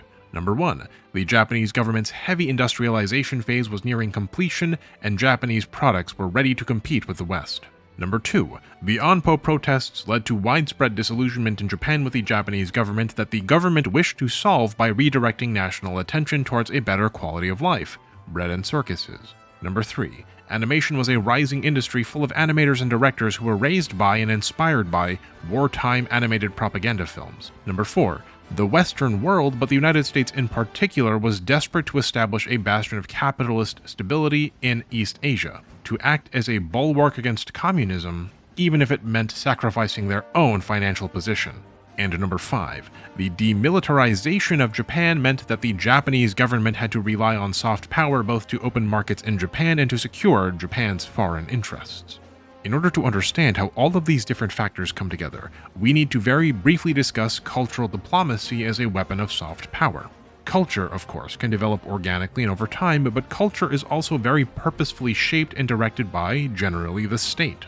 You might not think of it as such, but government programs which promote national art or cultural traditions or languages are all a part of what we call cultural policy. Now don't get me wrong, cultural policy can be grassroots and develop from the bottom up, as we saw with the emergence of anime. But once grassroots cultural policy has developed to a certain extent, its further development often relies upon the endorsement or co-opting of the state. A new avant-garde art form emerges. It gets scoffed at, it slowly becomes more popular. Someone makes a private museum, it gets public funding, and before you know it, what was formerly avant-garde art is now a cultural institution, being actively promoted by the government. This is an example of how cultural policy can develop and evolve. Your libraries and museums and opera houses and monuments and historical battlefields and aquariums and parks, your cultural festivals and landmark neighborhoods and mandatory Canadian French lessons, these are all examples of cultural policy. The utilization of cultural policy by a state to serve its foreign interests is what political scientists call cultural diplomacy. When Japan was first opened to the West, it didn't engage in widespread cultural diplomacy. Such intricacies were a little lost to it. But by the 1930s, as Japan was attempting to assert its position of power on the global stage, the Japanese government developed its own cultural diplomacy strategy, Bunka Gaiko, which saw Japan open cultural institutions in Germany and France and the United States as a way of projecting its cultural policy abroad to further Japanese interests. You might be familiar nowadays with any number of similar institutions. Confucius Institutes, for example, or believe it or not, Thai restaurants, a video topic for another day and maybe a spin-off channel. But long story short, if you were eating Thai food in the Western world, it's more likely than not that the Thai restaurant you love was massively subsidized, if not outright paid for, by the Thai government, and the menu purposefully tweaked by said government to be appealing to your tastes. It's literally culinary propaganda meant to project an image of Thai culture. Cultural diplomacy. And if you enjoy this shaped image of Thai food, then you are not immune to propaganda. But neither am I, because I love so-called Thai food, and that's totally okay. We saw how in the aftermath of World War II, Japan was hesitant to engage in cultural diplomacy due to how its neighbors associated Japan with cultural genocide. But after 1960, Japan's goals had been reoriented, and it was time to bring Japanese culture to the world once more, not at the barrel of a gun, but via cultural diplomacy.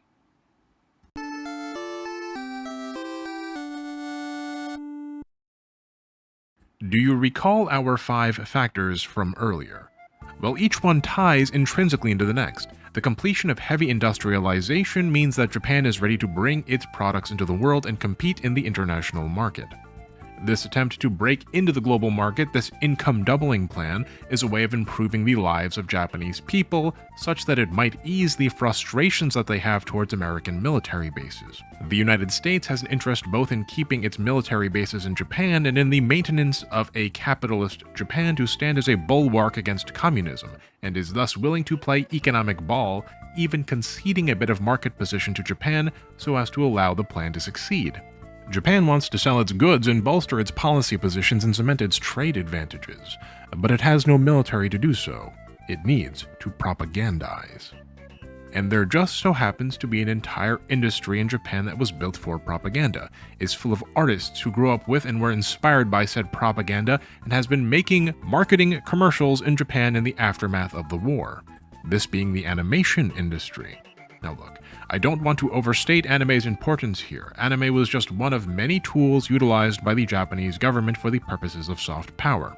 Music, cuisine, fashion, film, etc. are all used for cultural diplomacy. And furthermore, the utilization of this cultural diplomacy wasn't always cynical. In these earlier stages of utilization, the Japanese considered cultural products a more neutral way of disseminating Japanese culture. Bunka koryu, they called it. Cultural exchange. Yet of these tools, anime was special, as it was able to penetrate particularly deeply into the Western and Eastern world due to its accessibility, and because it was largely at the time for children. You could dub anime, sell it to a broadcaster, and then indirectly teach children about Japan.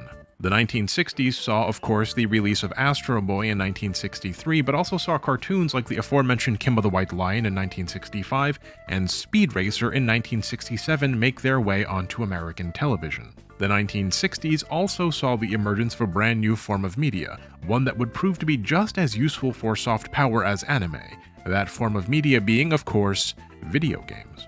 Consider, for example, Duck Hunt. No, not that Duck Hunt, this one, produced not by Nintendo, but by Sega. This Duck Hunt is an electromechanical arcade shooter that is part physical arcade game and part digital game, utilizing a light gun.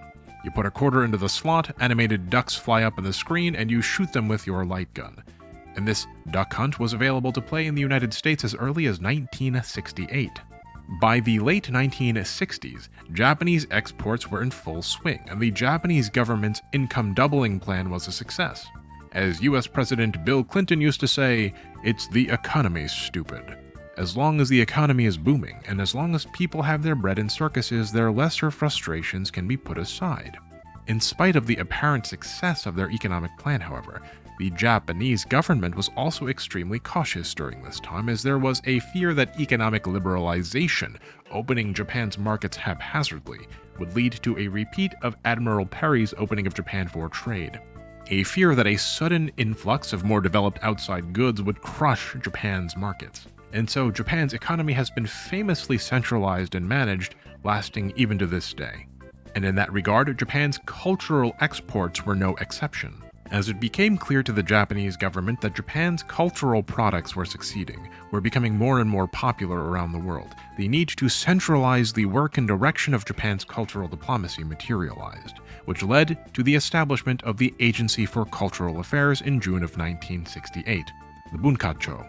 The Bunkacho was established with a simple mandate: promote and spread culture and preserve cultural properties. To that end, the Bunkacho was responsible for the development of and policies guiding Japan's domestic animation industry, as well as any international cultural exchange products relating to said cultural produce. Promote, spread, and preserve. The promote and spread part seemed to be well underway. Anime and soon also video games were making their ways onto TV screens all across the globe, bringing with them portrayals of Japanese culture in a favorable light.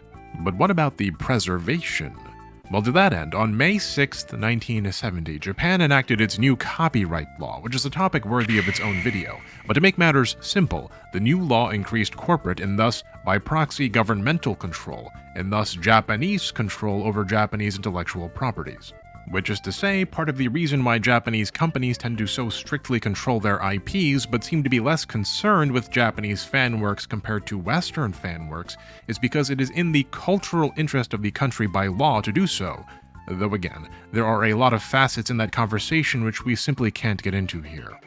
In 1972, the Japanese government created the Japan Foundation, a special legal entity tasked with disseminating and promoting Japanese culture abroad, including Japanese arts and cultural exchange. The Japan Foundation was directly responsible for the proliferation of anime throughout the world and is still around today, carefully shaping the global image of Japan. Now, government direction of cultural dissemination abroad continued to increase throughout the 70s. You might be familiar with Lupin III, or Doraemon, or Space Battleship Yamato, or Mobile Suit Gundam. Space Battleship Yamato is particularly interesting as the Space Battleship Yamato's namesake is, well, the Battleship Yamato, the Imperial Japanese Navy's flagship in World War II. If you haven't heard of SBY but find that this art style seems familiar to you, it's because SBY was the pioneer that inspired just about every single space opera anime that would follow, from Mobile Suit Gundam to Evangelion and beyond. Also, the director of SBY, Leiji Matsumoto, produced Interstellar 5555, that anime visual accompaniment to Daft Punk's Discovery. Also, Matsumoto's The Galaxy Railways probably inspired Honkai Star Rail, but I'm getting off topic again. The point is, the show rehabilitates this World War II icon of Japan and makes it cool instead of evil. In the show, the space battleship Yamato is literally the carcass of the actual World War II battleship. The inhabitants of Earth built a massive space warship in the hull of the sunken Yamato. Less than 30 years prior to SBY's release, the Yamato was the de facto symbol of the Imperial Japanese Navy and subsequently of Japan's imperial conquests.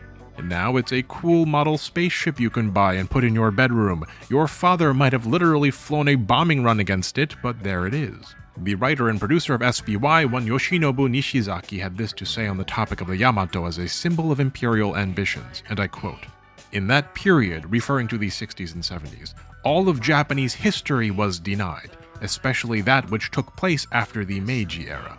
Kids were taught to believe that all of Japanese culture was evil, so they concluded that Japan was responsible for the war and took on the opposing ideology. It may have been a natural conclusion for them, but I think they didn't have the opportunity to cultivate their own sense of identity, the kind that is accrued by understanding the history of Japan. I mean, I feel pity for those who spent their youth in such a miserable period. Today's teenagers still have the opportunity to look back over the past. I know it may sound impertinent, but I believe the Japanese people of the future will do this."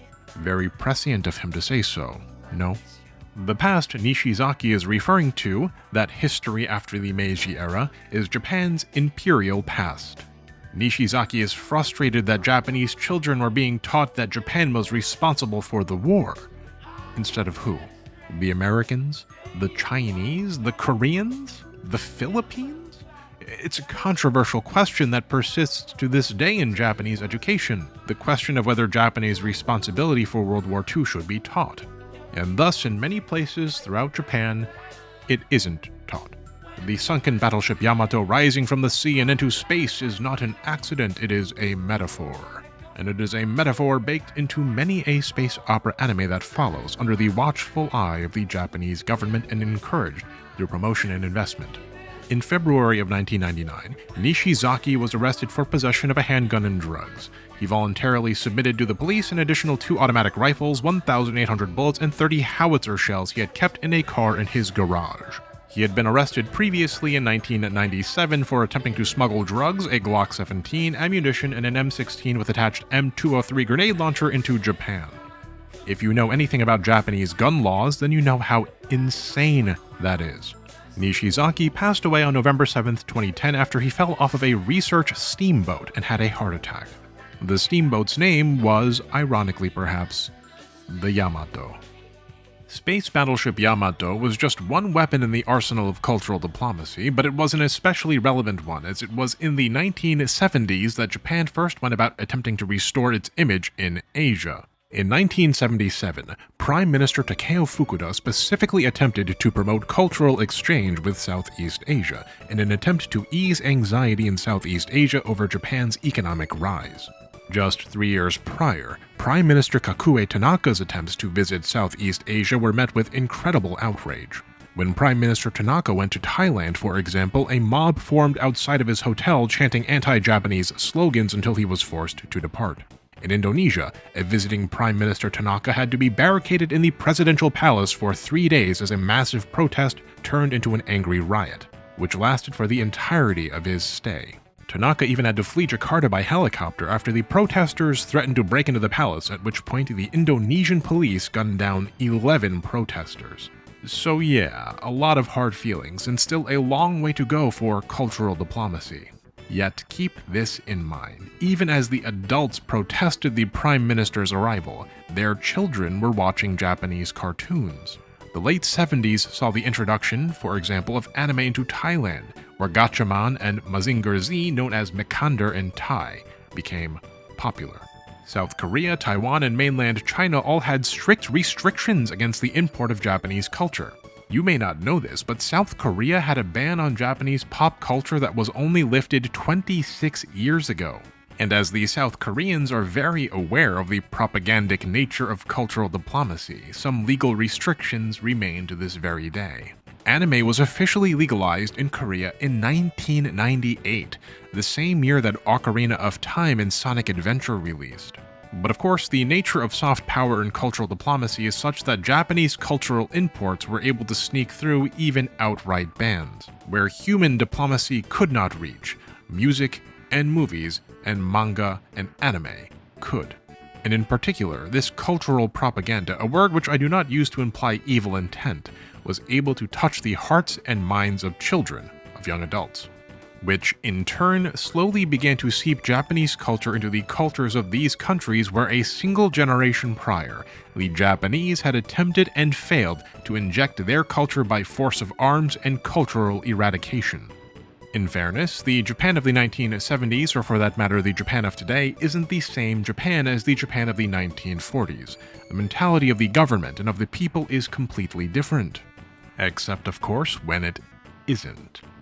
Like in 2012, when Tokyo Governor Shintaro Ishihara publicly denied the Nanjing massacre, or the late Prime Minister Shinzo Abe's rather infamous denial of the existence of Korean comfort women, or that one time he posed in that Unit 731 fighter jet with a thumbs up while embroiled in an extant controversy of war crimes denialism, or the continuing use of the Imperial-era Rising Sun flag by the JSDF, or the Yasukuni Shrine.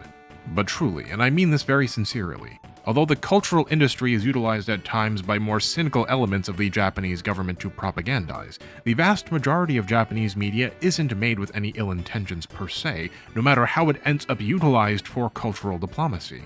And although this video is about Japan, almost everyone attempts to expand their influence via cultural diplomacy. The Japanese just happen to be the best at it, which makes you all care about Japan more, which means I get to make this video for you. The vast majority of Japanese people, and I will also specifically note, much of the Japanese government does not endorse imperialist revisionism. And it is not productive for us to see anime or Japan or video games or cultural diplomacy in black and white terms. Speed Racer isn't about rehabilitating the image of Imperial Japan, it's hardly about anything at all. He's going over that cliff! As we continue the video, please be mindful. As with all things, I ask that you engage in the content with a nuanced perspective.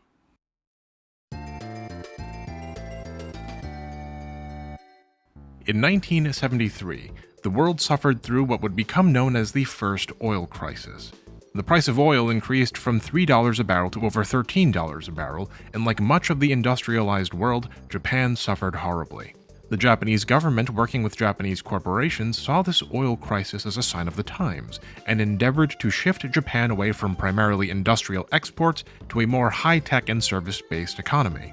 Japan, you see, was highly dependent on imported oil for its industry, as unlike the United States, for example, or even Europe, Japan had very little oil production of its own. As such, when the second oil crisis struck in 1978 and 1979, Japan was hit a bit harder than other countries, but was also a bit better prepared than other industrialized economies, as Japanese exports were evolving past oil-reliant industrial products. A confluence then of two factors boosted Japanese soft power considerably in this time. The oil crisis affecting Japan harder than everyone else caused the yen to depreciate, leading to an increase in the competitiveness of Japanese goods. You might have seen the United States complain about China allegedly manipulating its currency. Lower currency value, higher competitiveness. At the same time, Japan's pivot towards high-tech cutting-edge products and cultural exports, with the engine of top-down government-organized export-led industrialization, allowed Japan to leverage the depreciated yen to catapult its economy, leading to massive Japanese trade surpluses around the world. The late 70s and 80s were a period of exuberance and incredible wealth in Japan, and it was in this period in which we saw video games really coming onto the scene. We saw Nintendo enter the American console market with the Famicom. We saw the arrival of Donkey Kong and Super Mario Bros. We saw Sega enter the American market with the SG-1000, and we saw Nintendo and Sega collectively push American companies like Atari out of the console market almost entirely. Japanese high-tech products like video game consoles and Japanese cultural exports such as anime and the proto-J-pop city pop were exploding in popularity all over the world. And Japan leveraged the popularity of its products, of its culture, to engage in diplomacy. It utilized the soft power it had to its advantage in myriad ways. Prime Minister Yasuhiro Nakasone, for example, pushed a government policy called kokusaika, meaning internationalization. One of the primary goals of internationalization was to bring massive amounts of foreign students, largely from Asia, to Japan. A policy that seems almost contrary to what one might generally assume is Japan's policy towards immigration. The other primary goal was to send Japanese students into the world to learn from other countries, but also to spread an image of Japan to those countries. But consider this from a soft power perspective. Japan could use its educational institutions to spread its culture and its narrative of history to the rest of Asia and the world, without doing so at the barrel of a gun. A Japanese education, something that just 20 years ago in the 60s was detestable to much of the world, was now desirable. And as Japanese students went out into the world, they brought their culture and their media with them. Another example of the Japanese government taking advantage of the economic boom of the 80s were the various nation rebranding efforts undertaken by the Japanese Ministry of Foreign Affairs vis-a-vis the Japan Foundation. Consider, for example, the Japanese soap opera Oshin. Oshin was an extremely popular soap opera that followed a character named Shin Tanokura from her childhood during the late Meiji era all the way to the early 80s. In so doing, we get to see the development of her as a character, we get to love her family and the people she interacts with. And then we see how these characters, whom we care about and relate with, go through World War II. It paints a very sympathetic picture of the average Japanese person during World War II. It humanizes the once villainous Japanese and shows that they too suffered during the war. It takes an image of brutality and replaces it with an image of perseverance. Oshin was pushed heavily by the Japanese government in Japan proper, but it was also very purposefully disseminated to other countries at no cost. 46 different countries were given the rights to air Japan's most popular soap opera for free. And Oshin was like a soft power superweapon. Kazuo Takahashi writes in this 1998 article in the Japanese Journal of Regional Development Studies that Oshin was broadcast in a total of 52 different countries.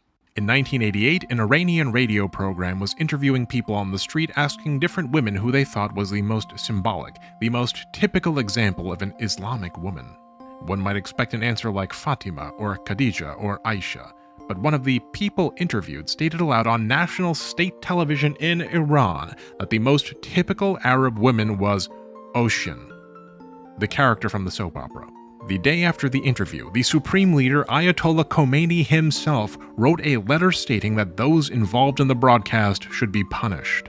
With regards to Thailand, you may recall how fiercely the Thai people resented Japan, what with how they treated visiting Prime Minister Tanaka and all. Well, intense popularity of Oshin in Thailand and the relatable, humanizing story of that show was said to be directly responsible for the softening of anti-Japanese sentiment in Thailand. And the risk of this endeavor and cost was absorbed by Japan, the Japanese advertising agency tasked with bringing Oshin to Thailand, presumably the Japan Foundation, not only provided Oshin for free to Thai broadcasters, but even agreed to pay for these spot ads and absorb the entirety of sponsoring fees if no program sponsors could be found. The Japanese government gave Thai broadcasting free money, even eating the cost of risk, in exchange for airing their propaganda. The General Secretary of the Communist Party in China worked directly with the Japan Foundation to bring Oshin to China under the more Chinese name Xing. After all, what harm was there in a little bread and circuses? Xing was viewed by over 200 million people in China and was so popular that when Xing started on TV, people disappeared from the streets. And the unexpected success of Xing in China inspired a similar Chinese strategy. Take a look at this clip from a video by Indigo Traveler, wherein he visits Nigeria's biggest slum.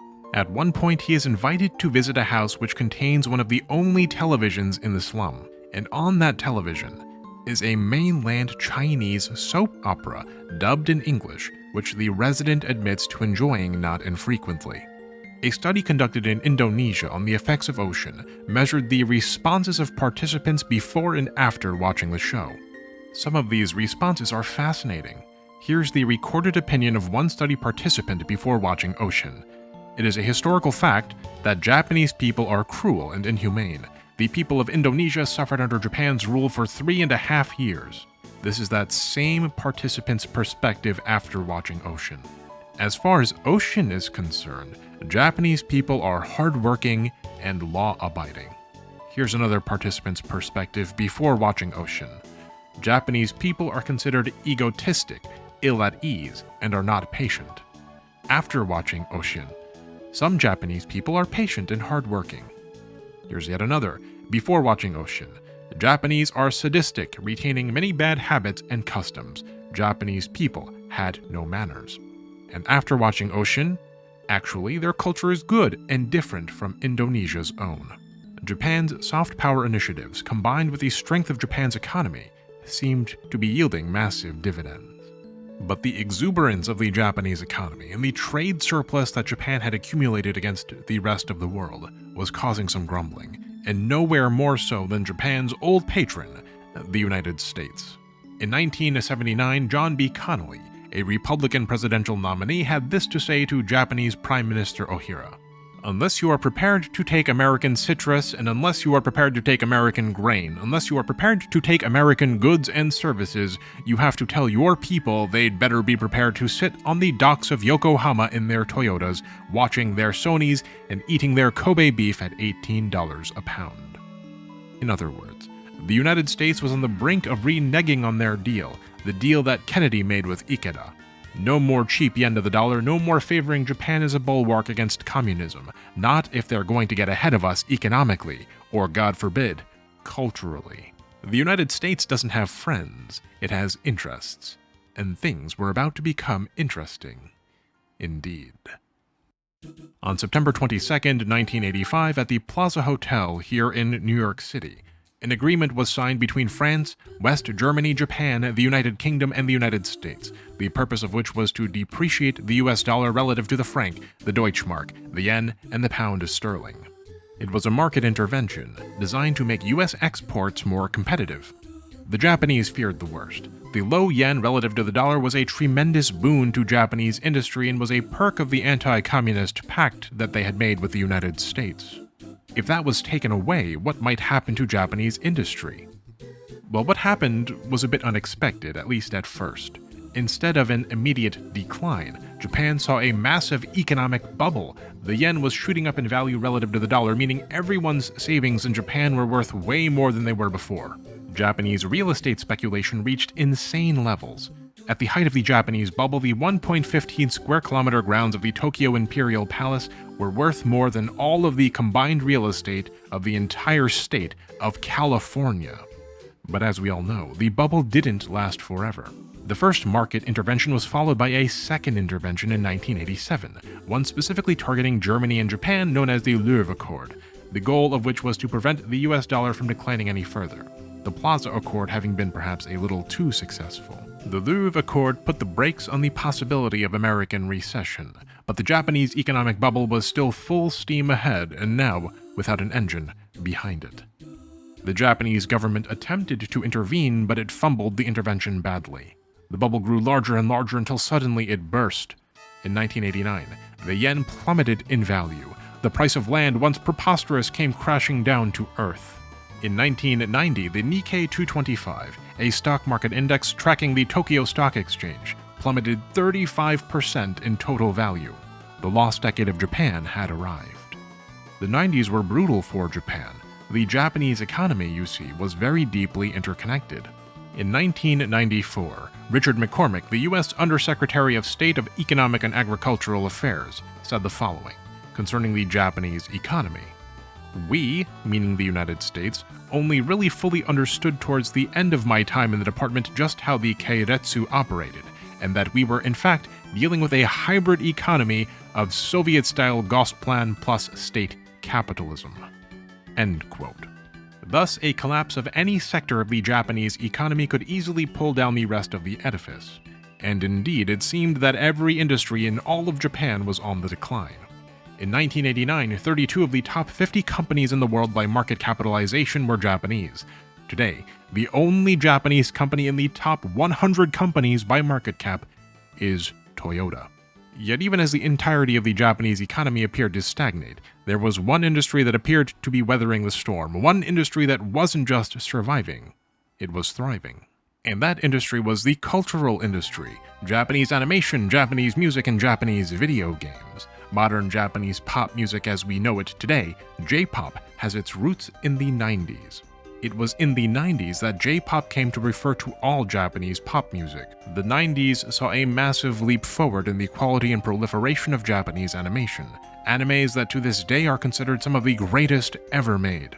Cowboy Bebop, Dragon Ball Z, Detective Conan, Pokémon, Evangelion, Initial D, and even One Piece. Fun fact, the first episode of One Piece, which aired in 1999, is closer in time to the end of the Vietnam War than it is to today. Now also we mustn't forget, of course, video games. 1988 saw the release of the Sega Genesis, 1990 the release of the Super Nintendo, and in 1991 the Neo Geo. In 1994, the Sega Saturn and the original PlayStation were released. The Nintendo 64 followed closely thereafter in 1996, and the ill-fated Dreamcast in 1998. Japanese video game consoles utterly dominated the global video game market, and every gamer of the time knew about Pokémon and The Legend of Zelda and Final Fantasy. Yet, with the growing popularity of Japanese cultural products established, we must now turn our attention to an unexpected new player in this conversation. For as these developments in Japanese media were happening, on the other side of the world, the United Kingdom was having its own cultural renaissance, a period of time known in the UK as Cool Britannia. The UK's cultural influence was massive, with striking new British fashion, a surge in British nationalism, and the emergence of bands like Oasis and Blur, which us Americans might know better as Damon Albarn's band. You know, Damon Albarn, the Gorillaz. Sorry, where were we? Well, Cool Britannia was the envy of the world, and the Japanese government was taking notes. The Japanese government and Japanese business leaders saw how the UK was able to take its culture and commodify it, the end result of which was not only the opening of new markets, but the adoption of the aesthetics of British nationalism by even non-British people. Cool Britannia leveraged UK culture to create soft power. Cool Britannia took the culture of the UK, the nationalism, the pride, the aesthetics, and mushed it into a bite-sized piece to sell to others and consume for oneself.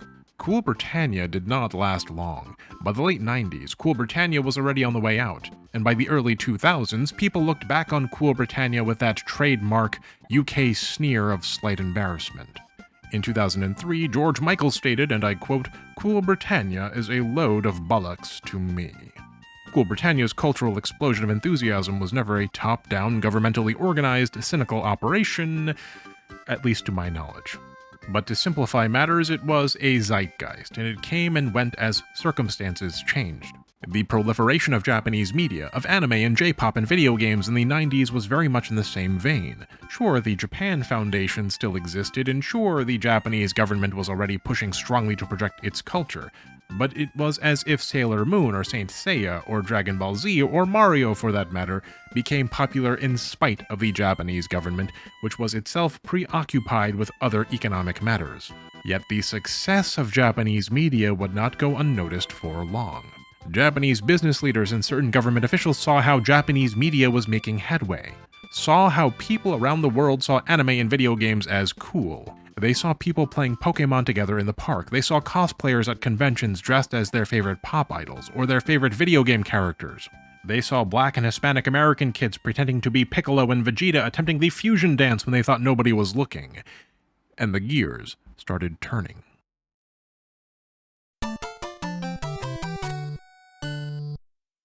We've come a long way, so let's summarize quickly and hopefully wake some of you up if you've fallen asleep. I know you're out there, Sam. Wake up. Anyway, here in the late 90s, we are on the precipice of a great cultural shift in Japan, a top-down, mobilized effort to take the parts of Japanese culture that appear to be resonating with others and market it. In the very beginning of our story, when Japan was first opened for trade by the United States, when foreigners first poured into Japan and fell in love with Japan, none of that was consensual, and much of that love was built ultimately upon genuinely racist assumptions. Japan was the innocent nation. Japan was the inscrutable but wise, ancient but pure, primitive but sophisticated culture. Japan was magic and fantasy to academics like Basil Hall Chamberlain and journalists like Patrick Hearn. But in those days, Japan struggled against that perception, desperately wanting to be treated as an equal, going so far as to develop a superiority complex of sorts, which contributed in no small part to the rise of Japan's military government and the conquests thereafter. After World War II, Japan was economically devastated, deeply hated by all of its neighbors, and stripped of the capacity to build hard power. And so slowly but surely, and with the economic assistance of the United States, Japan built the power that it could, soft power. And as those initiatives bore fruit, more and more resources were put into those soft power initiatives. Soft power initiatives that had their roots in Japanese wartime propaganda and which still retained those propagandistic characteristics. Yet there is a fundamental difference here between the soft power initiatives of the post-war to late 90s period and the soft power initiatives that came after the turn of the millennium. The post-war to late 90s soft power initiatives were all about rehabilitating the image of Japan from wartime brutes to good regular people, an attempt to deprogram wartime propaganda and experiences and replace that programming with new Japan-friendly programming, so to speak. The Japanese aren't evil, they are people like you and I, but that was the point. But after Japan's political and business leaders saw Japan's economy devastated in the wake of the bubble collapse, after those same desperate leaders saw the apparent success of Cool Britannia, after Japanese video games and J-pop and anime began to grow in popularity even as the rest of the Japanese economy stagnated, a new soft power directive was organized. It was no longer enough to merely rehabilitate Japanese culture, it was time to go on the cultural offensive, to aggressively leverage the power and desirability of Japanese media, to deploy soft power as a weapon, to generate favorability for Japan, to create support for Japanese political positions, to build interest in Japanese goods, and to project an air of Japanese cultural sophistication in comparison to the rest of the world, of Japanese, dare I say, superiority. And it all comes back to Japan as the innocent nation. Except this time, Japan chose this route itself, purposefully taking advantage of the othering and the Orientalism and the exoticism, going so far as to commodify its own culture, creating caricatures of itself, parodies of Japaneseness, to sell to others, and to manipulate their perspectives. A projection of nationalism vis-a-vis Cool Britannia that Yoshio Sugimoto, the author of the seminal work An Introduction to Japanese Society, calls cultural capitalism. And with this concept of cultural capitalism in mind, it is finally time to talk about the Cool Japan Initiative. Now the thing about cool is that cool is almost never top-down. Cool tends to be anti-establishment by nature, it tends to start off as counterculture. And thus cool arises most often from those who are marginalized in a society before the cool thing then becomes mainstream, gets co-opted by corporations and governments, and then becomes decidedly uncool. Throughout the late 90s and early 2000s, Japanese politicians and businessmen saw the potential for Japanese cultural products to ascend to the global status of not only cool, but coolest. In 2002, an article by Douglas McGray in Foreign Policy proposed the idea of a gross national cool index, which thereafter floated around Japanese political circles as if anything could be less cool than tracking a nation's cool factor as if it were the Dow Jones. In that article, McGray stated that the immense and only growing popularity of Japan's cultural products appeared to be creating a new kind of superpower. A superpower that relied not on its military, nor its economics, but its cultural projection. It was McGray that brought to the world's attention the immense amount of soft power that Japan was able to wield. And in Japan itself, the idea of leveraging Japan's coolness found supporters amongst the political and business elite. In this 2003 article titled What's Right with Japan, published in Time Asia, author Jim Frederick wrote the following: "Until recently, Japan's cool quotient was secondary to its industrial output. Skipping ahead.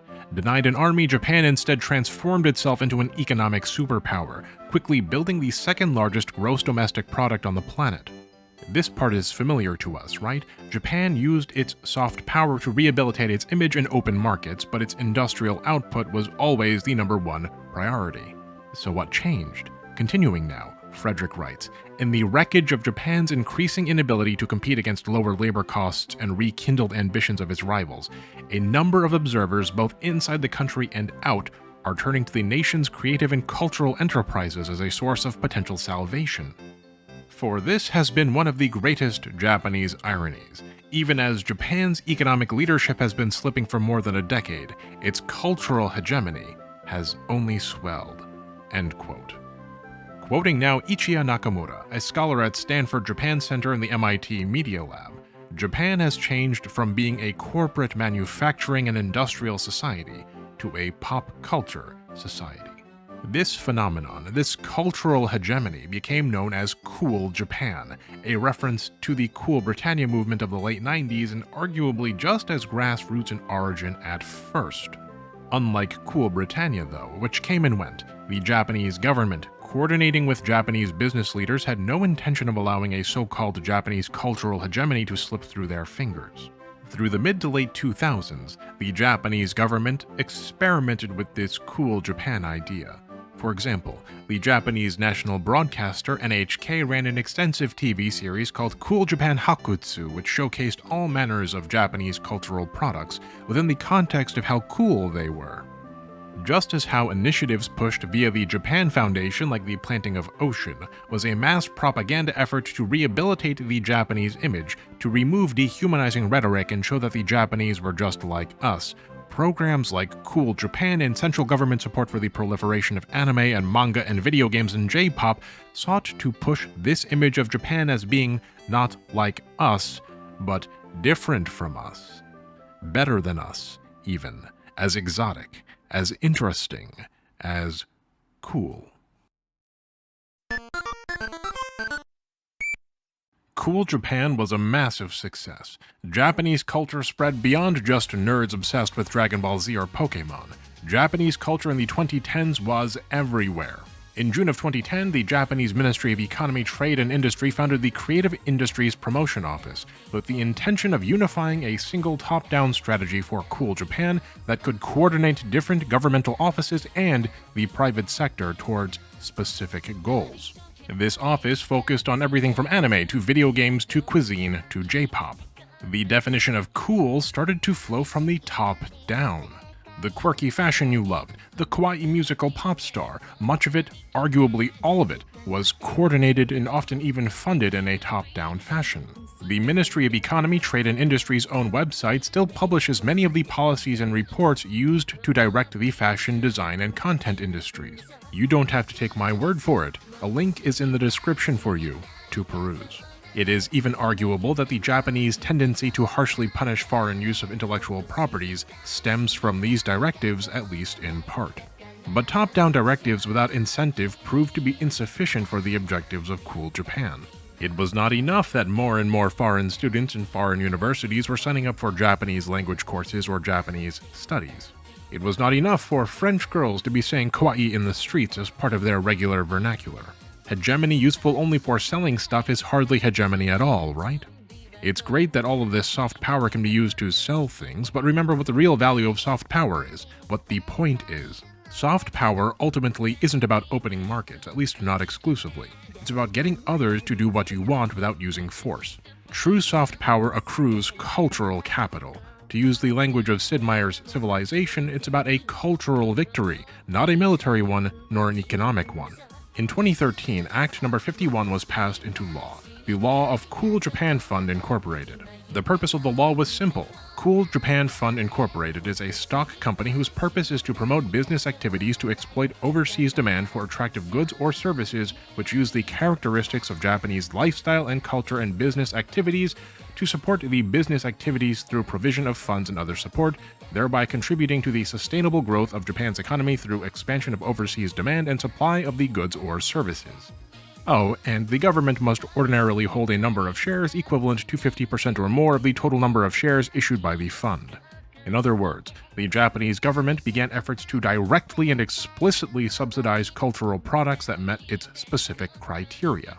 Quoting now from the Cool Japan Fund's own website, Cool Japan Fund aims to commercialize the attractiveness unique to Japanese lifestyle and culture and increase overseas demand by providing risk capital for businesses across a variety of areas. That is the stated objective.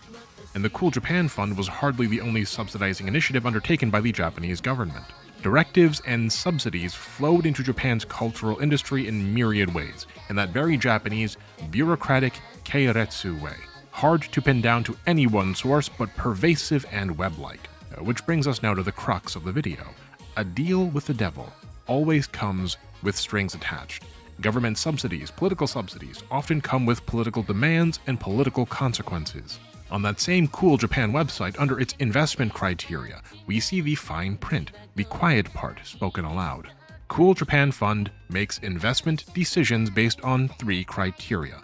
Number 1, alignment with policy. Number 2, profitability and performance. And number 3, wider influence as defined by the Japanese government.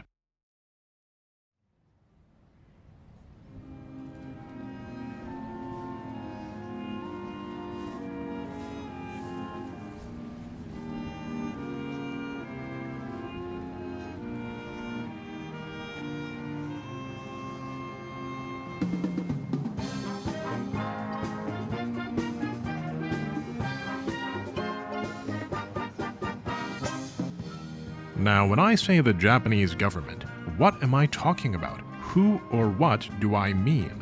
Well, Japan, like any country, whether that's a democracy, dictatorship, or otherwise, has many different factions representing different political perspectives. Just as there are Japanese little c conservatives, so too are there Japanese progressives. But to many an outside observer, Japan appears to be a cultural monolith, a political monolith, a place where people are traditional and civil-minded and don't disturb the peace. A commenter on one of my previous videos at Nakayoshi93 offered just such a perspective, but that couldn't be further from the truth. The Japanese people have a long history of protests and riots, both historical and modern, that many of you also don't know about, such as Onpo. If Japan is such a do not disturb the peace kind of place, how does one explain Hayao Miyazaki or Hideo Kojima? The image of Japan in many of our minds is the one constantly being managed and delivered to us by a top-down cultivated industry. It is the narrative of the little c conservative Liberal Democratic Party. Now let me be clear, this is not an anti-LDP video, this is not that kind of channel. But we must understand the LDP in order to understand why this top-down, government-subsidized and policy-outlined way of creating and disseminating culture has led to a potentially problematic ingestion of propaganda on a worldwide scale. Japan has many political parties, as we said, but essentially only one of its parties has ever held meaningful power, and that party is the LDP. The Liberal Democratic Party was first founded in 1955 as a merger of Japan's 2 conservative parties at the time, the Liberal Party and the Democratic Party. These 2 parties each controlled the government one after the other starting in 1949. And both the old Liberal and the old Democratic Party were direct descendants of the wartime imperial military government that preceded them, with literally the exact same leadership and the exact same values, a lineage that continues to this day and that explains stuff like LDP PM Shinzo Abe posing in a personalized 731 fighter jet. Now, while Japan is indeed a vibrant democracy, the Japanese people vote very consistently. That consistency might be by design, but that's a topic we could talk about for hours, and so we'll keep away from that for now. Here's an informative example I like to use. We in the West, but certainly here in the United States, often condemn the People's Republic of China for being a single-party state. The People's Republic of China was established on October 1st, 1949. The little c conservative party of Japan, whether you call that party the Liberal Party, the Democratic Party, or the Liberal Democratic Party, has been in control of the Japanese government continuously since the very first election on April 10, 1946, save for a single 2-year stint where a socialist government had controlled between April 25, 1948 and January 23, 1949. This period where they lost power occurred before the People's Republic was even established. And if one includes the wartime government and follows the line all the way back through the Meiji era, then conservative control goes on for a long time, even before 1946. So the co-opting of the animation industry, the subsidizing media and utilizing TV shows and soft power, the top-down definition of cool, the web of government funds and organizations used to spread a particular picture of what Japan is and what Japan does, it's been one party with one narrative this whole time. And the LDP has always been pretty clear about what it wants. It wants to remilitarize. It wants to go backwards, back to a romanticized time when Japan was on top and the world both adored it and feared it. The LDP does not see a future where Japan is this fantasy nirvana as we often fetishize it to be in the West, as they often sell it to us in media. The LDP's vision is planted in the Meiji era and the Taisho era, with all the foibles that entails. Now, turning back to anime and propaganda. By the mid-2010s, the injection of government subsidies into the cultural industry, but particularly with regards to anime and music, blurred the line between art and propaganda. It's very likely that your local anime convention with its cute Hatsune Miku Nendroids was directly subsidized by JLOP, the Japanese Ministry of Economy, Trade and Industry's Content Localization and Promotion Grant Program. Look at this adorable figurine, Nendroid Hatsune Miku Senbonzakura version. Hey, is that a military uniform? Oh. Just don't wear the armband if you're going to cosplay it, says. Deleted. Thanks for the tip. Oh, but the imperialistic lyrics and imagery are actually so much deeper than you think. It's not pro-Japanese imperialism at all if you only look at one half of the double entendre and ignore the cover art with the Imperial Japanese rising sun flag in the shape of a heart. It's actually about peace, the evils of imperial ambitions, and how Tojo led Japan to disaster, and also the shadow of servitude under US command, and the need for Japan to remilitarize. Well, it's also about a desire for the long-gone days of the unimperialistic Taisho era. You know, the Taisho era, that short 14-year period which was known for Japan's peaceful participation in World War I, and the totally unimperialistic, peaceful and benevolent crushing of the Korean independence movement, and also for rather notoriously being the favorite bygone happy memories era of the Japanese far right. Now look, I'm sure there will be plenty of attempts to explain the imagery of Sanbonzakura in the comments, but as many commenters on the music video have pointed out, the true meaning of the song is hotly debated even amongst die-hard Japanese fans. If your symbolism is meant to evoke one sentiment but is so obtuse that most observers take away the opposite meaning, then your symbolism has failed. Applying Occam's razor, first-time Japanese-speaking listeners may very well take away a pro-imperialist, pro-militarization, nationalist message. Indeed, that is what it appears to be on the surface. And non-Japanese speakers who are just here for Miku, they get an apparent celebration of imperial Japanese aesthetics thrown at them, and then they choose to add the optional armband to their cosplay at the next JLOP-subsidized convention they go to. Do you see the problem emerge in here? The Japanese government's subsidies of the cultural industry went beyond mere marketing. These subsidies served to align the industry with the government's desired narratives, often in subtle propagandistic ways. And the Japanese government has been essentially a lowercase c conservative single-party state since World War II, a party with a direct lineage to the imperial military government that preceded it, and thus more and more anime has found its way into Japanese military propaganda. Keep in mind that I am not calling your favorite anime's writer or creator a government propaganda mouthpiece. It's likely that they don't have a say in any of this, or that it's beyond their pay grade. Oftentimes, this propaganda is merely a co-opting of anime aesthetics to help create a bridge in the viewer's mind between the Japanese military and anime. The JSDF is totally different from anyone else's military. Look how kawaii it is. We are different. To use an American example of a similar idea, but ratcheting up the shock and awe instead of down, Michael Bay doesn't care if the US military uses Transformers for propaganda if he gets to have helicopters in his movies for free. It's probably Japanese.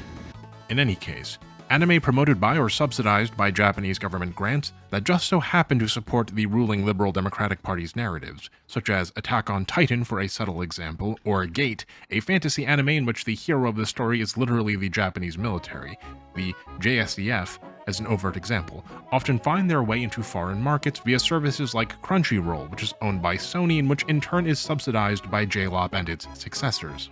Remember how that convention with the suspicious figurine was also subsidized by JLOP? Well, JLOP was a government program directly linked to the overarching Cool Japan strategy, which eventually evolved into the even more expansive JLOD, short for Japan Content Localization and Distribution, which itself expanded into JLOX Plus, which is still sometimes called JLOP Plus.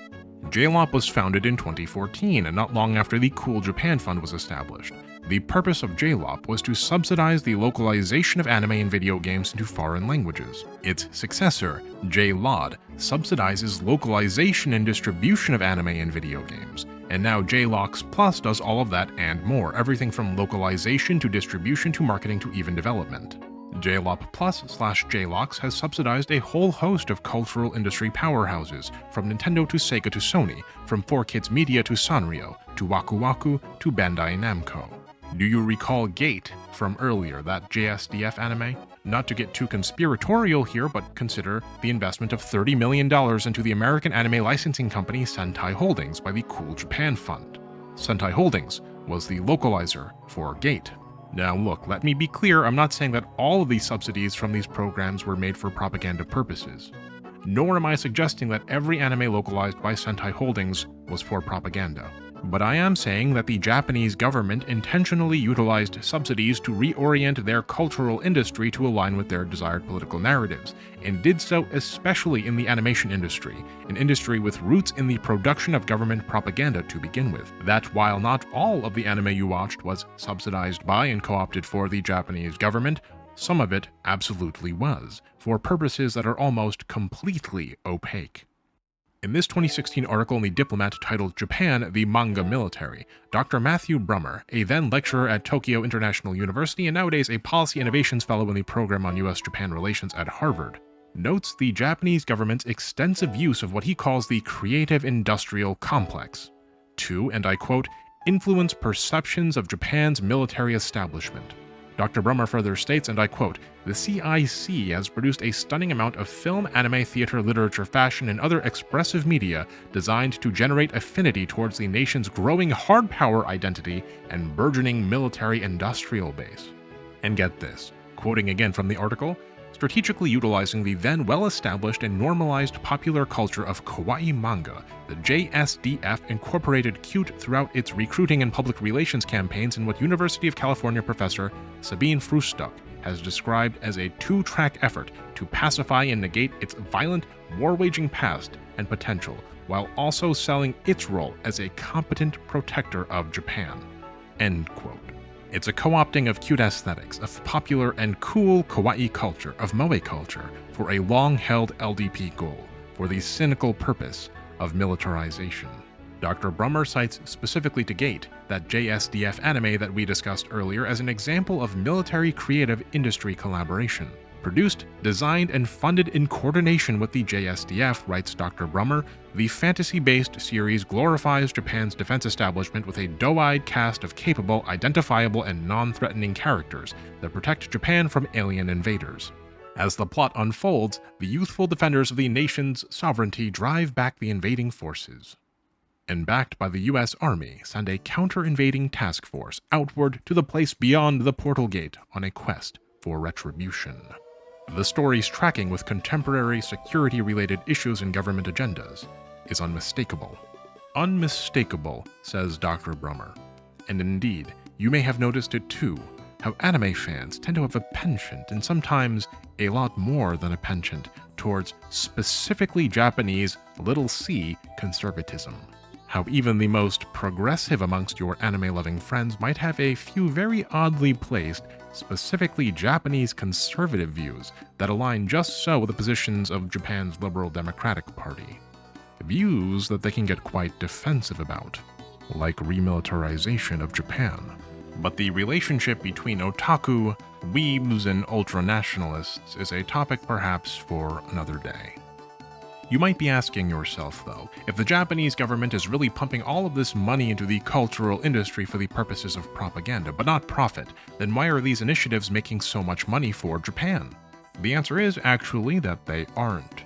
The Cool Japan Fund, for example, back in March of 2022, reported a cumulative loss of 30.9 billion yen, $228 million at the time. That's not the amount they spent, that's the loss they suffered. And the Japanese government's answer to that was not to decrease subsidies or disband the program. Quoting now an article from Nikkei Asia titled Government Weighs Fate of Floundering Cool Japan Fund, the fund plans to come up with a plan to improve financial returns by autumn, including strengthening oversight of the companies in which the fund has invested. However, if the effort fails, we, the article here quoting from a report from the Finance Ministry's Subcommittee on Fiscal System Council, will organize a path forward with a view to consolidation. End quote. Pay attention to that language, strengthening oversight of the companies invested. As you will recall, that's basically every major media company in Japan. The answer was to exercise even greater control, more oversight, to consolidate and centralize the cultural industry even further under the auspices of the Japanese government. Sayuri Kawamura, the chief economist at the Japan Research Institute, helps to further clarify what's going on here, and I quote, "Policy objectives tend to be prioritized, and investment criteria and profitability are inevitably not well assessed." End quote. Policy objectives are prioritized. Investment and profitability are not. It's not about, and arguably it has never been primarily about, selling anime, selling video games, selling manga. It has always been about selling culture and about using cultural products to win not wallets, but hearts and minds.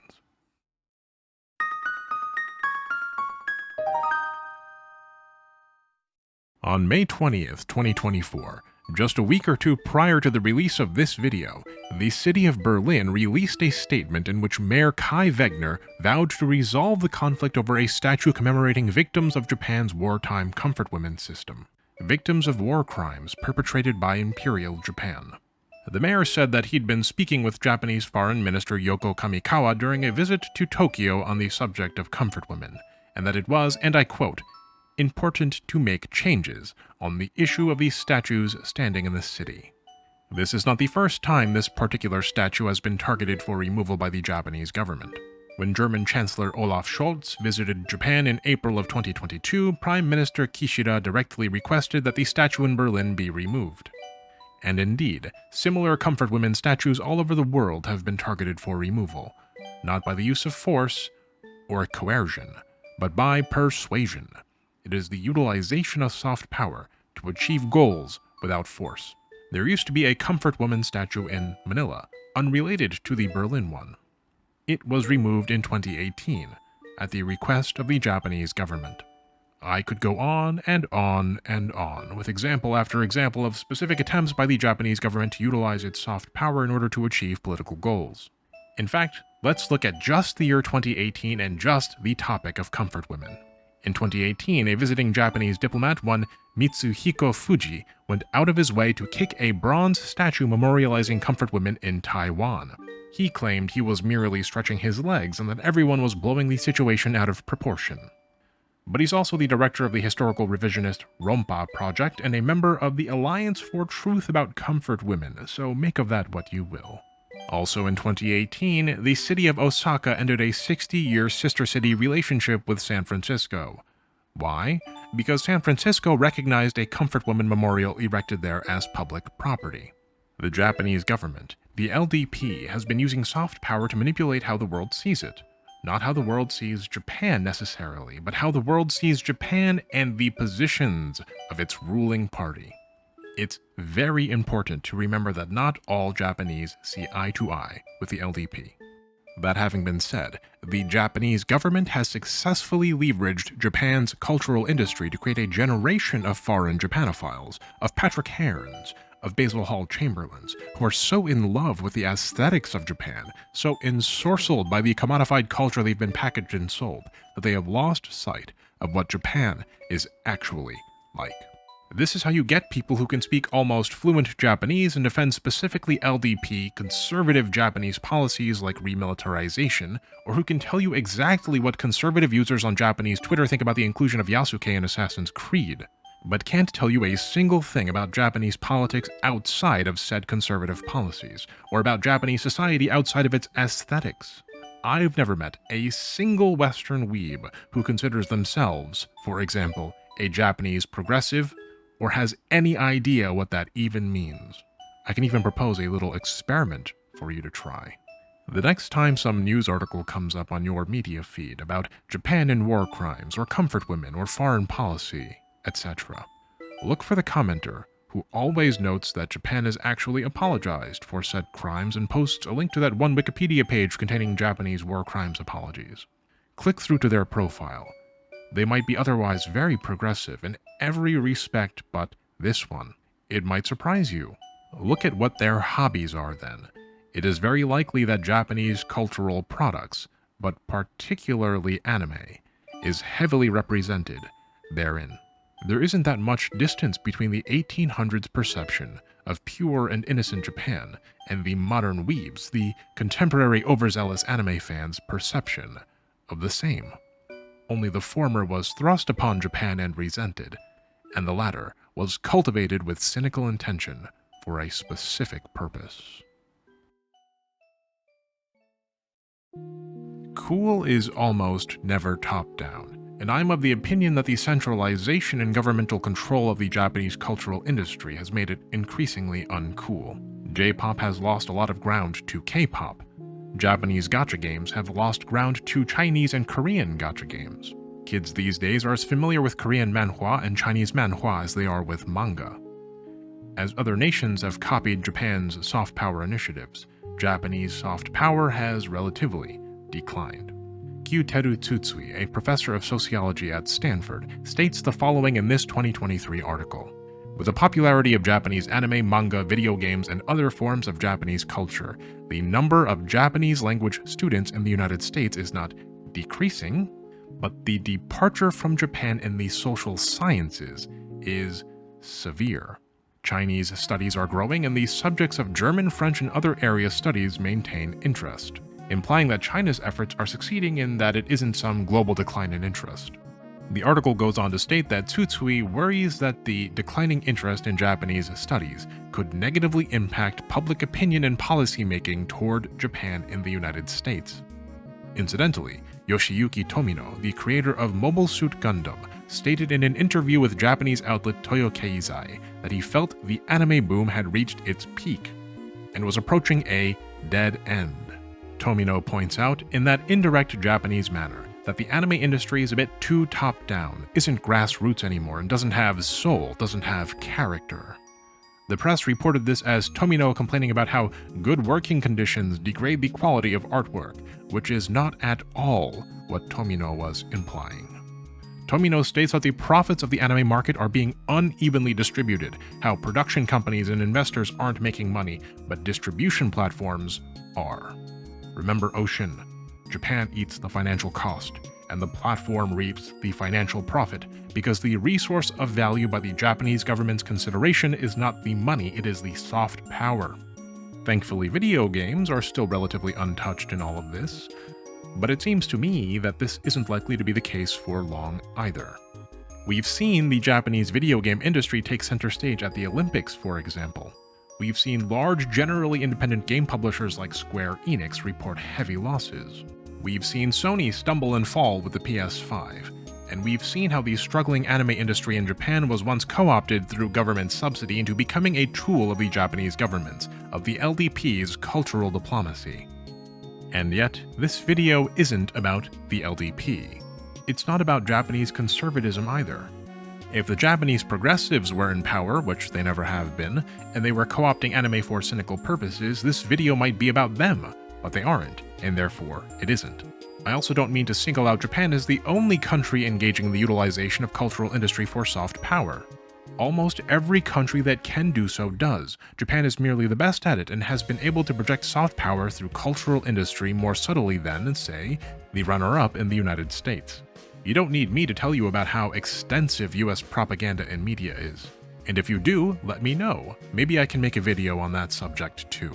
That said, if you're in a Western country and watching a dorky video game playing lawyers' video essays on YouTube, it is likely that Japan's soft power initiatives are more relevant to your experiences. You probably don't even know what Transformers movie they're on right now, or if they even still make those movies. But you can recognize Plastic Love in the background music, can't you? If I got you good, then use this video as a mirror by which to examine other soft power initiatives being utilized against your conscience. You may recall how I mentioned much earlier in the video that Thailand subsidizes its restaurants all over the world in order to project soft power. Pad Thai, the most famous of all Thai foods, isn't some ancient recipe. It was invented in 1931 and promoted in a top-down fashion by then Prime Minister Plek Phibongsonkram as a national dish. In the early 2000s, the Thai government founded the Global Thai Restaurant Company, which subsidized and seeded tens of thousands of Thai restaurants around the world, going so far as to design menus that would appeal to you so that you in Berlin or Sao Paulo or New York City could tell your less sophisticated friends that actually your favorite cuisine isn't something blasé like Italian food or Chinese, it's actually Thai food. or Korean food, or Singaporean food, or Indonesian food, or Cambodian food, each of which have their own associated soft power gastrodiplomacy initiatives behind them, albeit none to the extent of Thai food. Both Korea and China are undertaking their own soft power cultural industry initiatives. Does your K-pop loving little niece seem a bit too excited to go off to Korea to become a quote-unquote trad wife to a Korean man one day, despite not knowing anything about what Korean gender politics are actually like? Does your TikTok-addicted nephew, who doesn't know the difference between Thailand and Taiwan, somehow know that the CEO of TikTok is Singaporean and not Chinese? Modern soft power propaganda is subtle at times, but it is extremely pervasive. I don't have anything personally against anime or video games or Thai food or TikTok or J-pop or K-pop. Why, some of my best friends are K-pop. And I will note as well that not all of this soft power subsidizing is so bad. Little Witch Academia was the product of a Japanese government grant program, and I love Little Witch Academia to death. The most relatable character to me is Ursula. My sister Maya reminds me a lot of Akko. And the objective best character is, of course, Sushi. Now, I've read arguments that even the perception of Japan as a feminist place, as a culture that takes the desires and feelings of girls more seriously, was purposefully and carefully shaped through media by the Japanese government, despite it not necessarily being the case in reality on the ground. That Little Witch Academia might be a part of an initiative to shape that image. That Spy X Family exists in an attempt to bolster Japan's birth rates, just as GATE exists and receives support to bolster support inside the country and abroad for Japanese remilitarization. But I'm loath to make too many presumptions here, as the opacity of these subsidies makes this all a bit hard to pin down. That, and I love Little Witch Academia a little too much, which shows that even I, perhaps, am not immune to this kind of propaganda. And that's okay. We can all have a little propaganda as a treat. There is, of course, also plenty of anime promoted on distributors like Crunchyroll that implicate Japanese government subsidies, and yet stand in stark contrast to LDP policies, such as the Ghibli films, of course, or for a more contemporary example, Tonari no Yokai-san, which explores themes like interracial marriage and acceptance. Do not take this video as a condemnation of all anime, or of Hatsune Miku, or of Japanese media in general. This video is not telling you that all anime is subsidized, or that all subsidy is evil, or that watching anime will turn you into a fascist. That's not the point. The point is to be careful, to utilize good sense, and to understand that while not all anime is promoted by the government to shape your understanding of Japan, some of it is, and likely more of it is than one might think.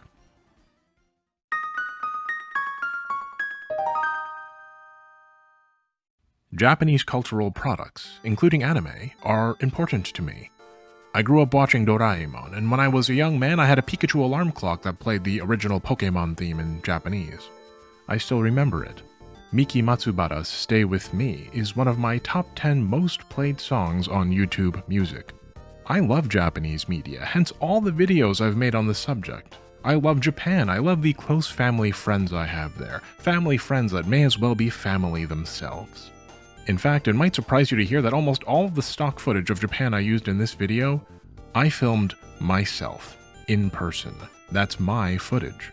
There's a reason I know so much about Japan, and it's not because I hate Japan. Quite the opposite is true.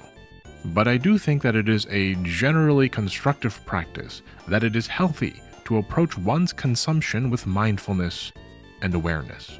I have two suggestions to that end. The first is to be careful about building your identity around something being sold to you, lest your values end up being bought. And the second is merely to be mindful of the things that you do consume. Read the label, count the calories, check for allergies. Enjoy anime, enjoy J-pop, enjoy video games. I certainly will, and I made this video.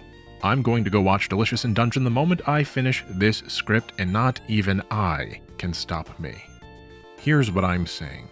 By all means, consume anime, but be careful about becoming a weeb or an otaku. Enjoy playing video games, but be careful of becoming a gamer. Please listen to J-pop, or for that matter K-pop, but don't allow yourself to be a stan. You and I are not immune to propaganda, but if we are mindful of the existence of said propaganda, at the very least, we can protect ourselves against its influence as consumers, and thereby develop our own nuanced perspectives of the world, instead of regurgitating a perspective sold to us by a corporation or government somewhere. You are not the things you consume. You are you. And that is wonderful, and something actually worth celebrating. I've been your host, Mooney. This is the longest and most difficult video that I've ever produced. I hope that the effort was worth it. You may have noticed that this video has a fundraiser attached to it for the Brazil Foundation.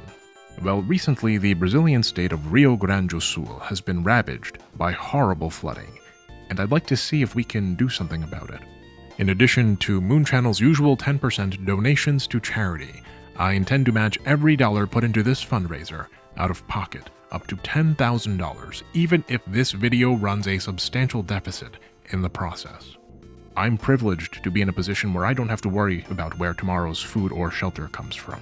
But that isn't the case for hundreds of thousands of people in Rio Grande do Sul. Money is worthless if it cannot be put to the betterment of the world around us, and the goal of Moon Channel is and has always been the betterment of the world. A special thank you to Tiltalt for bringing this matter to my attention, to friend of the channel Extorius for rigging my community poll in favor of this topic, to my friend Faye for her assistance as a test watcher, to my sisters for the support, to Larita Shine for the art, and to Moon Channel's patrons who make all of this possible. And thank you, of course, for tuning in to Moon Channel.